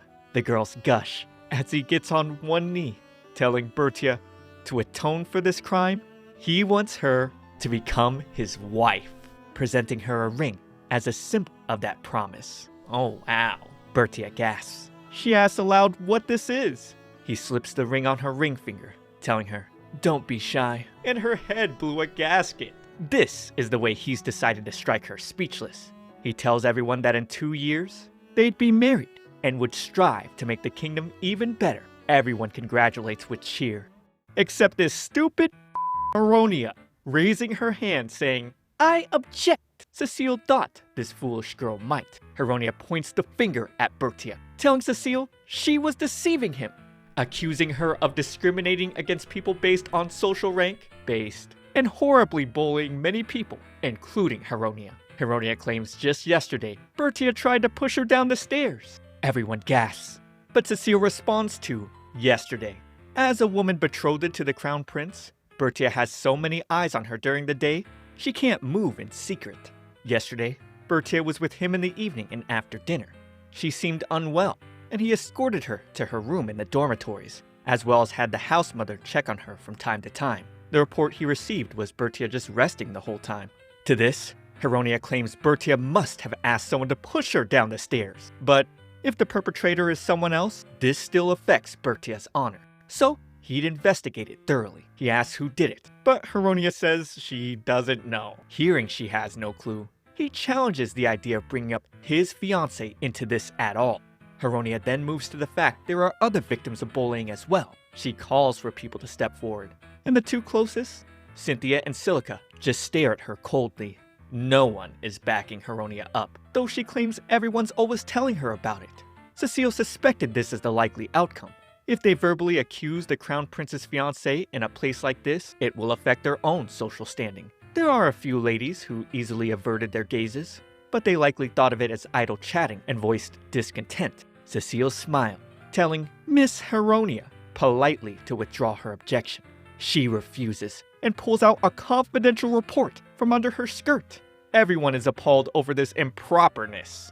Cecile didn't want to touch this nasty envelope, wherever she kept it. So, Zeno hands over the contents from inside. Bertia becomes horrified, with Cecile taking a single glance. As he expected, it was a report on an investigation into Marquis Noches. He already knew Heroine hired people to look into him. Bertia was shaking. Cecile knew she wanted this for so long, but losing something so important to her, though she was resolved to it, must still be frightening. He felt bad, because he was a little happy, all because her hand seemed to be pleading with him, confirming him that this wasn't the future she wanted. Heroine boldly tells Cecile the Marquis has committed crimes. The future queen being the daughter of a criminal is unforgivable. Cecile acknowledges those were good documents, but the crimes were not of the Marquis. Instead, Viscount ComfyTea, Count Conmorno, and Baron Sigil. There's only solid proof that those three committed crimes, and now, they were being apprehended live. Heroine was eager, because in the Noches files, she gave him proof of their connection to Marquis Noches. But Cecile thought just because he was in them didn't mean he did anything wrong. Heroine next pointed to Corgain, certain he'd know something, but he said he didn't. She tells him that can't be. He's always telling her all sorts of things, and he responds he did remember paying little attention as she spoke of her unfounded suspicions. He never affirmed them. Corgain's permitted to assist the Marquis in his work simply because their relationship was favorable. Heroine pleaded, claiming the Marquis made him suffer for so many years. This confirms to Cecile she's the same as Tia, believing their future aligns with the scenario of the otome game, which is why, when given vague answers from which no conclusions could be drawn, she decided that it was affirmation. Cecile then says he and his father already knew all the contents from her report because they advanced their own undercover investigation, conducted by the Marquis himself. Marquis Noches was playing an undercover cop. Heronia's expression went from angry to distraught. She lost, but Cecile ponders on what to do now, since she spoke such disparaging and violent words against his fiancée and her father. The guards began to escort her out, and she monologues. "This isn't right. Why don't you understand? I'm the heroine. Yet, why won't you choose me? I'm your maiden of destiny. That woman won't be able to take my place. After all, she's just the villainess. I'm the only one that can turn you into a human, you heartless crown prince." Bertia felt the weight of her words as well. "I've acted as you wanted me to all this time, haven't I? After the entrance ceremony, Pichon and I appeared right in front of you, and I'm certain we completed all the other events too. So why won't you choose me? And even today, I came here wearing a yellow dress. I chose for your sake. Being treated like this in spite of all that is just too much." Cecile thought it was so strange. He never once said or thought he wanted her to choose him. Heronia lashes out, asking what's his problem. He's just the android prince, saying if she doesn't pick him, he's nothing more than a clever doll. She's his maiden of destiny, and if they kiss, a mark will appear on his body as proof. If he didn't have her, then from now on, he'd always be as he's been. He'd spend tedious days in a world without color, and then, when he can't stand the boredom, he'll destroy himself. Cecile didn't understand the meaning of her words, but questioned what this feeling was, the feeling of having something precious torn without restraint. The coldness suddenly washed away as Bertia grabbed his face, begging Cecile not to listen to what Heronia was saying. He felt like such an idiot. As he kissed her hand, only his fiancée was truly the most adorable. He demanded the guards take Heronia away immediately. The heroine told them to stop, and that's when Pichon dove in and smashed the ceiling, crackling the glass to fall onto them. Kuro and Zeno went on defense, protecting them from the glass. That's when Pichon brave birds in, but Kuro defends with her shadow barrier. Pichon smiles at Heronia and winds back to dive again. The bird disappears and catches Kuro off guard, giving an opening to strike directly, severing Cecile's earring link. And so he falls right before Bertia. Awaking in a vast space, he figures a light spirit put him in some sort of mindscape. This likely wasn't his physical body. Light shines above, and he wakes up in the past to his father asking if meeting his fiancée for the first time made him nervous. Cecile remembered this was the day he'd meet Bertia. Bertia entered with her father, shaking and nervous as she presented herself as the eldest daughter of House Noches. Escorting her, Cecile thought her actions were different than before. But that's strange. This is the first time he's met her. He thought, unlike Joanna, Bertia was entirely an ordinary young lady. He asked her to enjoy the cake, but she doesn't, saying their time together makes her heart so full. By the end of it, Zeno asks Cecile what he thinks, and he says his father will make the decision. If there are no problems with her becoming future queen, that's enough. Whatever young lady might appear, he was sure it'd make no difference. Cecile gasped as we moved back to the space. That didn't match his first time meeting Tia at all. To be precise, she was the only thing entirely different. The real Tia is an eccentric girl who claims to be a villainess. Undeniably though, he knew that boy was him. Removing his glove, his eyes widened with shock. His hand was that of a doll. Bertia screams for Cecile to wake up, and everyone comes rushing his way. Even Heronia was horrified. In his mind, he stares at his limp, wooden hand as his memory of Heronia calling him nothing more than a clever doll screams at him. What she said was true. Back then, he was a living doll with no emotions. But that's precisely why there was exactly one thing he wished for. Someone he would cherish. That flashback he experienced earlier was not his Tia. Just a scene shown to him like a dream by the light spirit. He knew that. And yet, that vivid sensation of being emotionless like he was then felt so real. As he spent time with Tia, he gathered warmth known as emotions to him and felt as if it was being stolen from him. He hated this. He didn't want to go back to those days. Who could have imagined so many would die from this epidemic? He spoke with Zeno about the Luana leaf's effectiveness against it, but it wasn't something they could grow at this point in time. He found Marquis Noches begging his father to share some of the Luana leaf from the royal storage to save his sickly wife. Cecile remembered Bertia telling him about her mother in a letter she sent. He was surprised Douglas would still approach the king, knowing he could be spreading the disease from back home. The king pleaded with Douglas to understand. So many of their people were suffering, and he could not give preferential treatment to his retainers. Douglas begged harder. His wife Myrtia seemed like she was on the brink of death. He wasn't asking as a vassal, but as a friend. The king just apologized. He could not give up the Luana leaf, but he told Douglas to hold strong.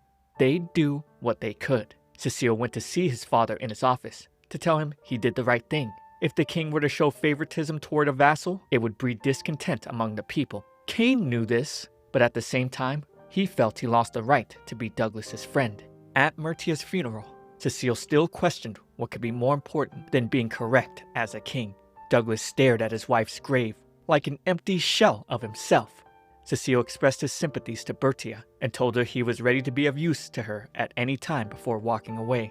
Douglas muttered about how he's devoted everything to the royal family, but this was the result. He told Bertia to become queen no matter what. That way, no matter what might happen, she'd be protected above all else, and he'd do whatever it took to ensure that. Cecile collapses. His legs turned into dolls as well. He could see that was the future they supposedly changed. That was a version of himself who couldn't understand his father's anguish. Bertia lost her mother, so he put on a sad face and offered indifferent words. Those scenes were also no more than images shown to him by the light spirit. But just as you don't realize you're in a dream when you're dreaming, his current self overlaps with his self from the future that could have been. He hated this. This wasn't who he was. His warmth, the emotions he finally obtained. He didn't want Bertia to be taken away from him.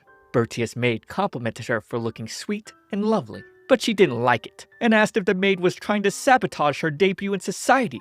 She threw down and crushed her hairpin, then ran to her father and said the maid was trying to embarrass her. Douglas doted over his daughter and told the maid she was finished as of today. She ran out crying and apologized to Cecile along the way.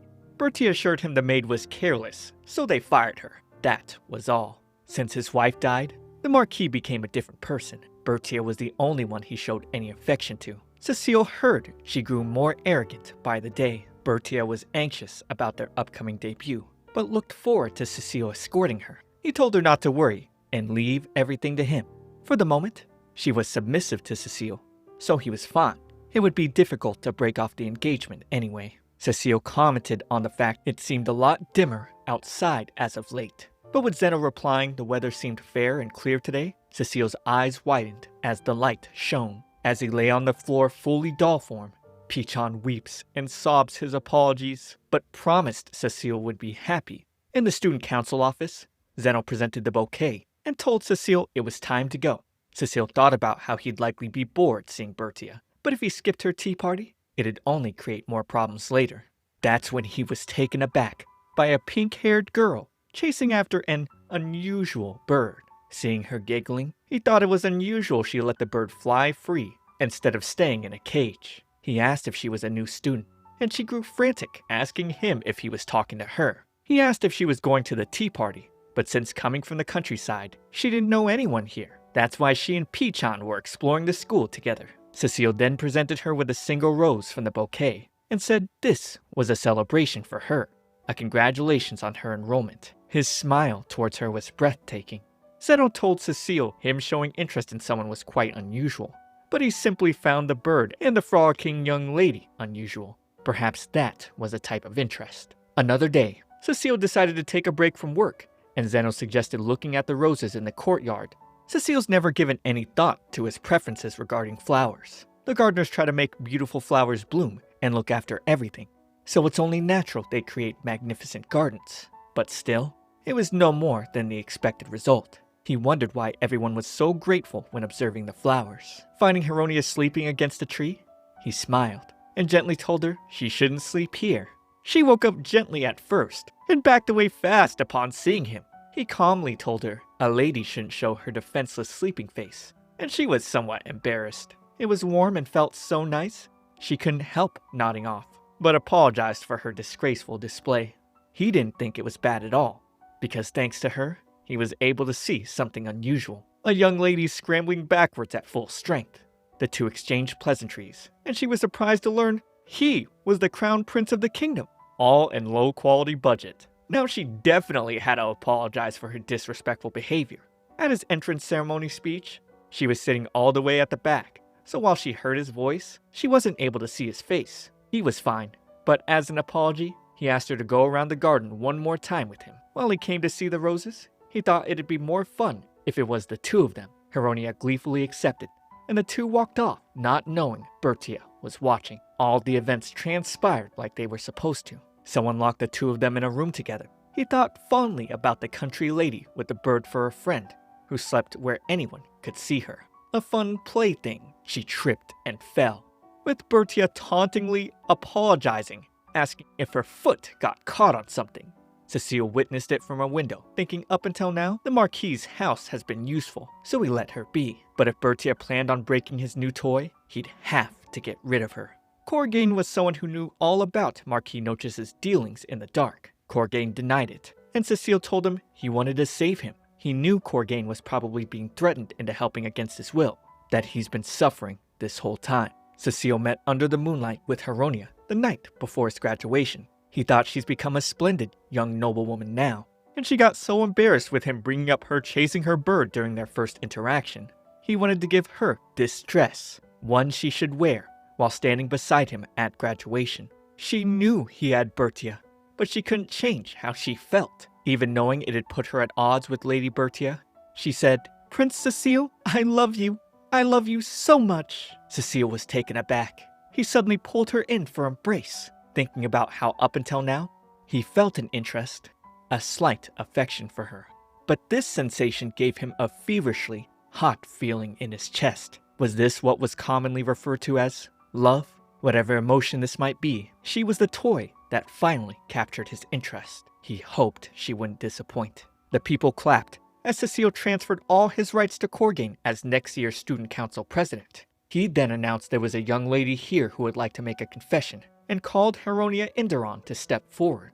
Everyone was amutter with gossip, Bertia scowling every second. Heroine told everyone that Bertia pushed her down the stairs last night. Everyone gasped. In addition, Heroine has been locked in storage rooms, and Bertia used others to attack her indirectly. Bertia smugly replied she had no recollection of anything that happened. However, Cecile said he only half believed Heroine at first, but he had all the evidence right here in the envelopes. Heroine wasn't the only victim.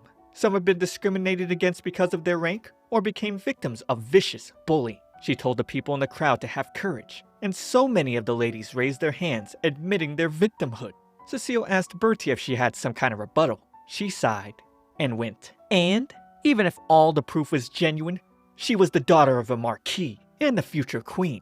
Those lower-ranked nobles who garnered her displeasure committed the far greater crime in her eyes." Cecile scoffed, simply replying he'd rid her of that. In front of everyone, he indicted Marquis Noches and had him apprehended. He had evidence of the injustices committed by Count Vladimir and the others. His father was aware too. Bertia shrieked as her father was taken away. But since he was a criminal, Cecile couldn't entrust the role of mother of the kingdom to her, and thus dissolved his betrothal. She thought this had to be a mistake, and claimed her father's innocence. She swore she'd become queen no matter what it takes. But he only stared at her with disdain. As tears dripped down her face, and she screamed his name, he saw an image of the Tia he always knew, and a gaping hole ripped open above them.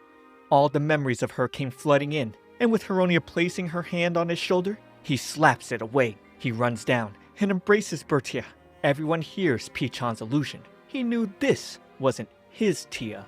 Everything shatters, and he rises from that nightmare.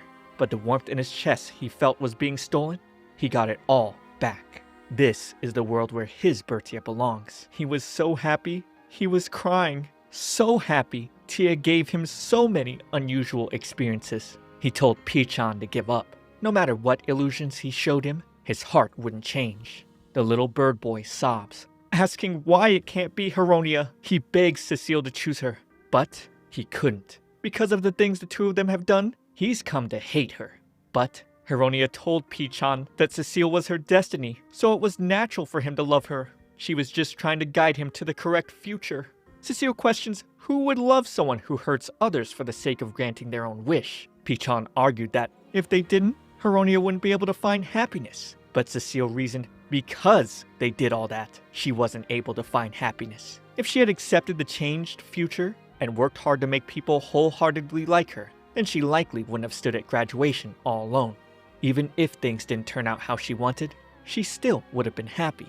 But she never reflected on her actions, and Pichon only made her more arrogant. Pichon continued to sob and asked for just one thing, for Cecile to tell her that even if she couldn't see him anymore, he'd always be with her. Cecile was suddenly flashed with memories of Pichon's first meeting with Heroine. Then, Pichon disappeared. It made Cecile's heart hurt a little. He called for Zeno's strength, and finally woke up to Joanna, Silica, and Douglas frantically looking over him. He needed to get up, or else something would happen to Bertia. He got up quickly, asking what was going to happen to Bertia.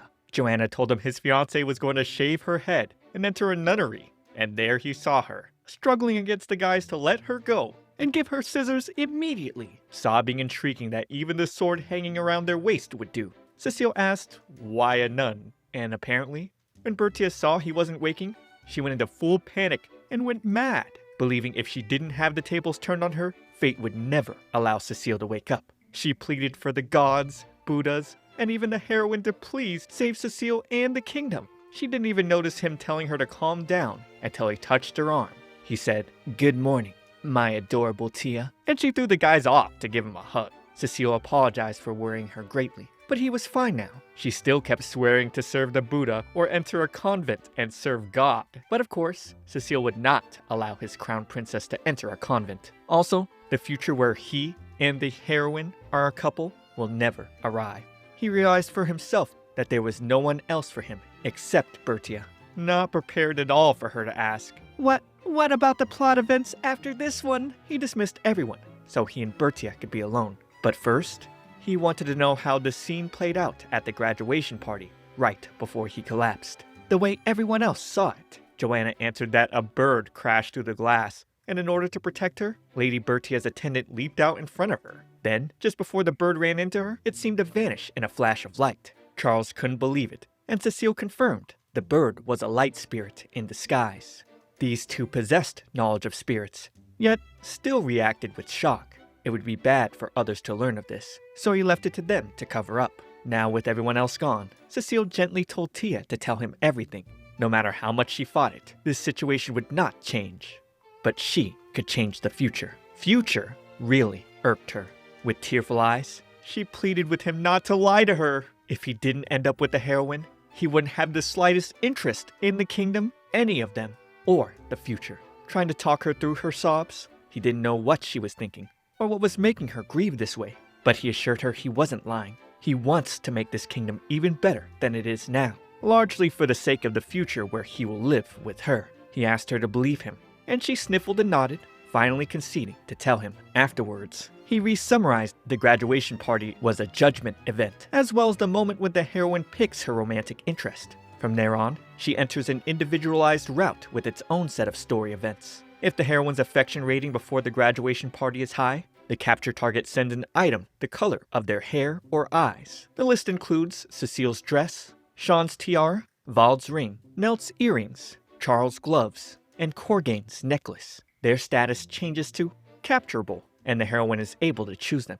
By wearing the selected item, the heroine's route changes. Today, she wore the yellow dress that was supposed to be sent by Cecile. She wanted to choose his route, but of course, he never sent it. And the fact she was trying to choose him, he thought she was a fool for it. Meanwhile, the dress he gave Bertia is lavishly adorned by the color of his hair. Surely, she's noticed. Bertia adds in the Prince Cecile route, everyone gets a happy ending, except for the villainess. But in all other routes, it never looks good for Cecile. She made it clear what she was about to describe was a Cecile from the Otome game and his future. In the Vald route, he comes running into Cecile's office and tells him a neighboring country is attacking. The king and the others were already gathering in the office. However, Cecile just smiled at him. The war with the neighboring country began, and how fast the kingdom was forced into a bitter struggle. But then, Cecile joined the battle, and their forces made a comeback. He knew his presence there would raise morale around him. Vald would be there the whole time protecting Cecile, and it wears on his body and mind. That's when the heroine goes and supports him. He'd say, "I'm sorry to call you out so late, but I wanted to see your face." There was no trouble for her though. She'd be glad his first campaign was victorious. Despite him coming out unscathed, he felt horrified just thinking about all those who died around him, the people he couldn't save. Heroine would tell him not to blame himself though. He fought as a knight, and she was proud of him, and he felt comfort in this. Under Cecile's command, Alfasta safely defeats the neighboring kingdom. However, the war does not end there. Using self-defense and the strengthening of the kingdom as a pretext, Alfasta goes on a conquest and invades another country. Then one day, Cecile slays the enemy commander in a cold duel, asking if there were any others who wanted to challenge him. The enemy was so intimidated, they retreated without escalating to any more soldiers fighting. But Vald begged him to please stop charging across enemy lines. Cecile thought he was right. If he fell, then their forces would be at a disadvantage. But still, he smiled. Vald questioned how he could still be smiling. How could he see these mountains of bodies and feel nothing? Their diversionary unit was completely wiped out. But he just couldn't see that's why Cecile's plan worked. And Cecile reminded him they agreed to it. With the sacrifice of a mere 100, 1,000 were saved. And he intended to be quite kind to their families. He didn't understand why Vald was so angry. However, he had to give some thought about how to replenish their lost numbers. Vald felt something was wrong here. Cecile treated people like pawns, as if playing on a chessboard. Cecile gave a devilish smirk, telling Vald they were to move on. The next battle awaited. And from that moment, Vald doubts his master and hides it in his heart. He suffers greatly on Alfasta's path to conquest. But the heroine and the citizens he saved support him, and he makes up his mind to fulfill his duty. In the end, Alfasta consolidates all its neighboring countries, and Vald and the heroine live a peaceful life together. Unlike who he was now, Cecile thought that version of himself was unable to find an interest in anything, probably not even himself. The only thing that called to his heart was battle. That's why he treated everyone and everything like game pieces. Now he finally understood why Tia relentlessly tried to pair him with the heroine, and also why she refused to tell him the reason for it. She worried that he'd be disappointed in himself and hurt by her words. Being always drawn to her ridiculousness, he misjudged her. Bertia was hopelessly kind. Cecile was fine, but ready to hear more. So Bertia went on about him being a shut-in, or going missing, getting assassinated, or running away. He asked for Sean's route, and she explained Cecile suddenly ran away. Sean read a letter from him that read, "I've grown bored with being royalty, so I give up all rights to the throne and leave everything to my little brother." It's all very simple, so it shouldn't pose a problem. After that, King Cain is assassinated with poison, and when Prince Sean is scared because a neighboring country is invading, the heroine supports him. Heroine tells him to take a stand, and he's victorious in his first campaign. If she hadn't been there for him, he wouldn't have been able to keep going. They have a happy ending, but you don't get the details of the war ending on that route. On Nelt's route, the research he'd been working on for years gets completed in an instant by Cecile. That's where the story starts. Prince Cecile becomes obsessed with minerals and black powder, and begins locking himself away in the lab. A neighboring country sees it as their chance to attack, and in response, Nelt creates a powerful weapon that works with the black powder perfected by Cecile. They decimate the battlefield, and Nelt ends up happy with the heroine. In Charles's route, Cecile disappears in a neighboring country after diplomatic negotiations. He tails someone suspicious alone, and just like that, he's gone. Charles and the heroine head to the country in the name of diplomacy, getting ambushed by the shout of, "What are you doing?" But that was just Cecile playing around. They learned Cecile infiltrated the enemy to work from the inside, while Charles worked from the outside to attack and destroy the other country. Once the kingdom becomes peaceful, Charles and Heronia become a couple and have a happy ending. Lastly is Corgain's route. It begins with someone assassinating Cecile. Corgain and the heroine embark on an undercover investigation. The ones who ordered the prince's assassination were, of course, a neighboring kingdom's royal family. In the end, they win the war and successfully avenge Cecile. Not exactly a happy ending, but Heronia and Corgain fall deeply in love after overcoming so much danger together. Cecile could see now that other than the route where he and the heroine end up together, there's always a war. It made sense why Tia was trying to force them to be together. The reason he got assassinated is likely because he'd grown bored with living. In Sean's route, either he wasn't interested in people, or he failed to understand his younger brother and forced a role on him that he was clearly unsuited for. In Nelt's route, he didn't consider his feelings. He simply thought Nelt's research looked interesting, so he stole it from him. In Charles's route, he acted alone, because he likely had no concept of relying on others. Just like the person he was before meeting Tia, he thought he was a far worse human than he imagined. Bertia told him that wasn't true. He's completely different from the Cecile in the game. He cares for others and has a kind heart.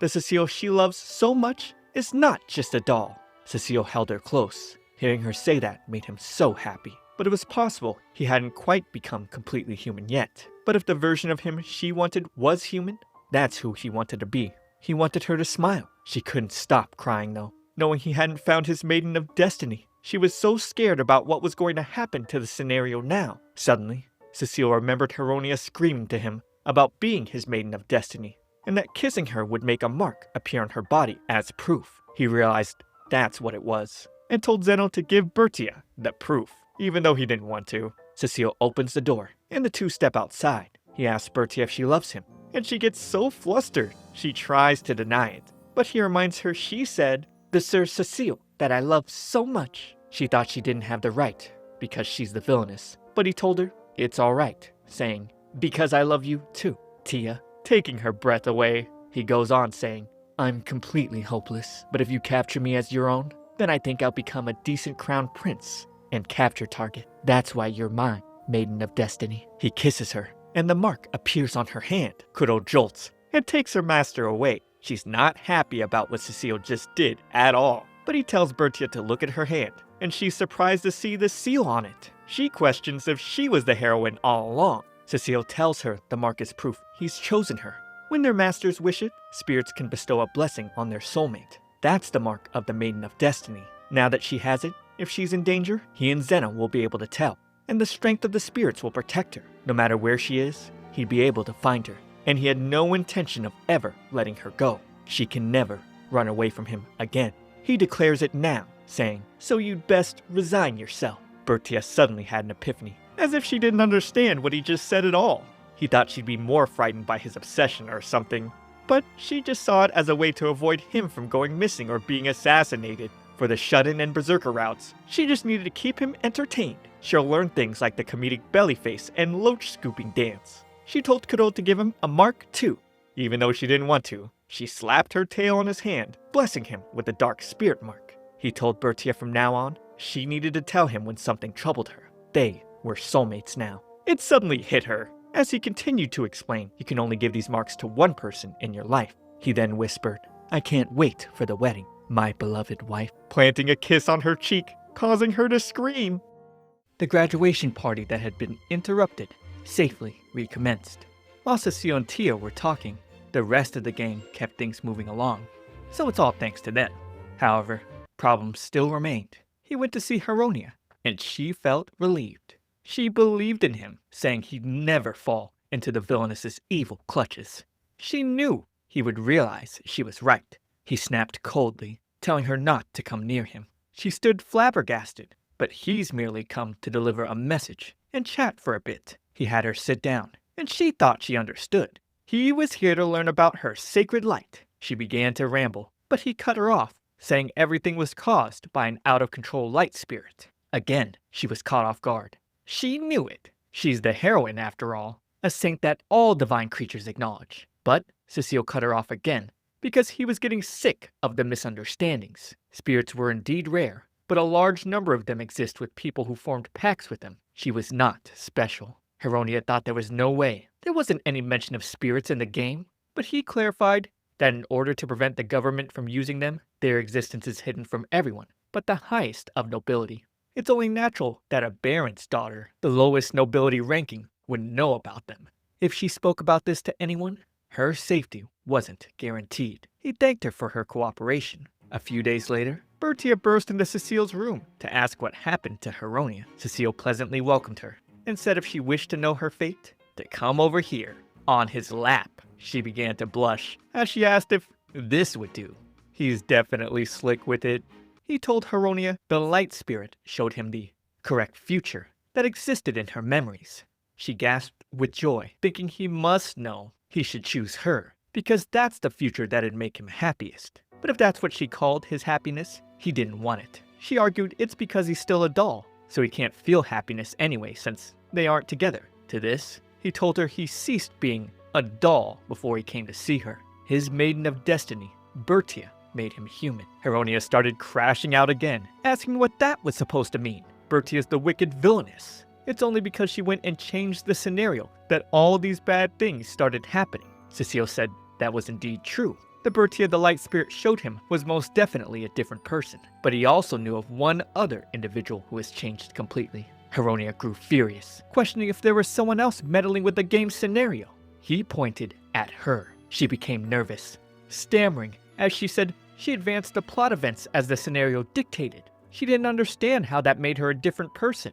Cecile replied the other Heroine was a country lady, unused to the way of noble society. By the time he was graduating, she had grown into a wonderfully refined lady. In comparison, the Heroine of now did not abide by the rules of society and never cultivated refinement. She was shaking as Cecile added that Professor was exasperated with her lack of manners at tea. He questioned what she's even learned in these last 4 years. To become the crown princess means that a woman's every move would be perceived as representing the kingdom. Her personal mistakes will become the kingdom's failings. He doubted she could fulfill such an important role.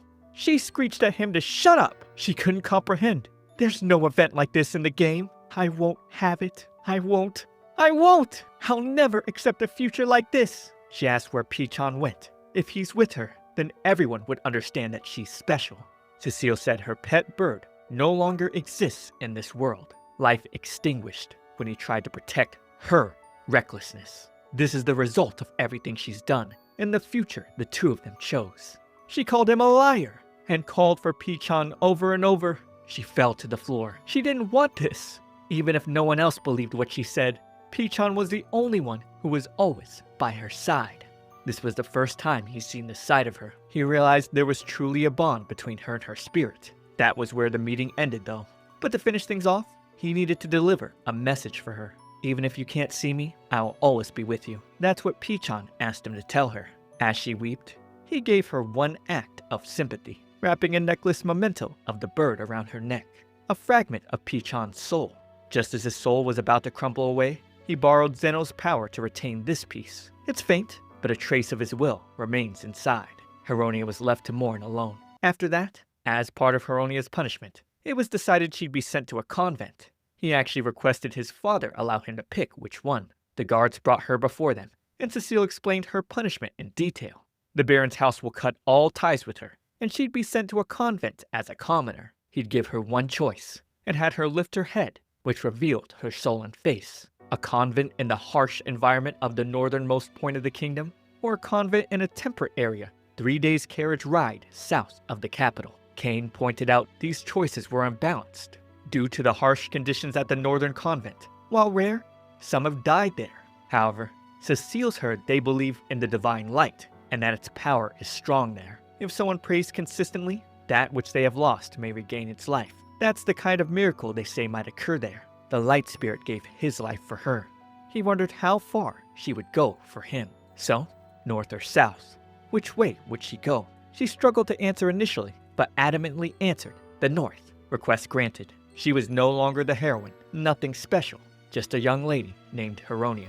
But in this moment, she did something that caught him off guard. She bowed gracefully before them. He smiled, abandoning her role as the heroine and living as a woman, alone for her friend's sake. He welcomed her decision. He was certain Tia wouldn't want her to be unhappy. Bertia knew the heroine would make the right choice and offer prayers for a wounded spirit. She was cheery because Cecile omitted the troublesome bits, but didn't tell her any lies. She saw it as a beautiful self-sacrifice, and that the heroine really was different from everyone.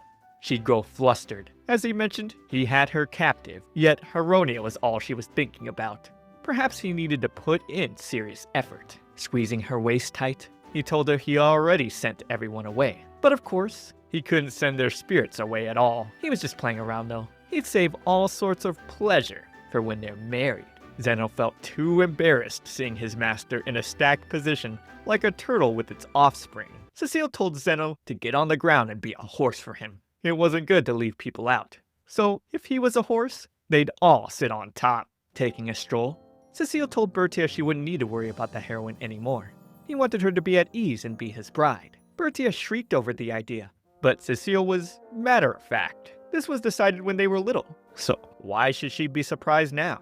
Bertia only aimed to become a first-rate villainess, so she wasn't confident she could be queen. Cecile knew her well though. She'd be fine. She braced herself and shouted to the world she'd devote herself entirely to helping Cecile become a magnificent king. That's how she'd make sure he became incredibly, overwhelmingly happy. She promised to never leave his side, since she was an irregularity that caused the scenario to change.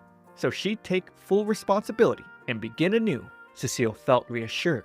Even if the scenario changes, the most important conclusion never will.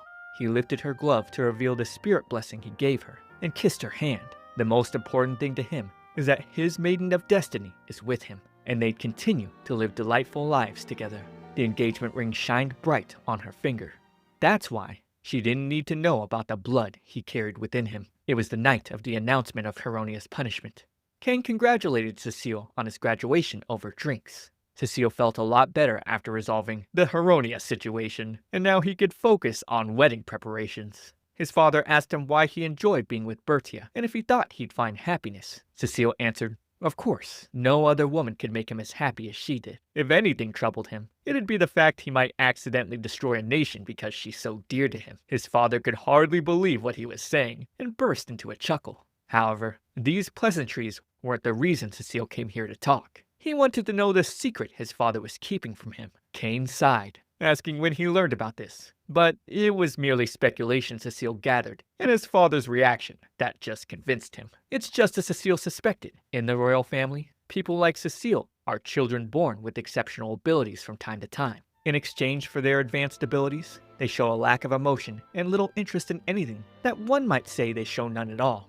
As such, they're in constant pursuit of something that can evoke their emotions, and when they find something, they cling to it desperately. It's said the influence comes from the blood of the kingdom's founder, King Yojin, the Hero King, a title that was given to him later, but in reality, he was just someone who loved battle, a bloodthirsty conqueror. His wife was the one who became heavily involved in shaping his Hero King title. King Tojin and Queen Ene. In order to maintain friendly relations between tribes, the two of them were brought together and betrothed. From a young age, Tojin was brilliant and showed little interest in anything. However, Ene would come to him with challenges, and he would often play with her. At first, she challenged him to a foot race, but he wasn't eager since no one could beat him anyway. So she bolted off and told him whoever touched the tree first wins. He sighed and went along with it since he didn't have a choice. The thing he found a profound interest in was a battle game.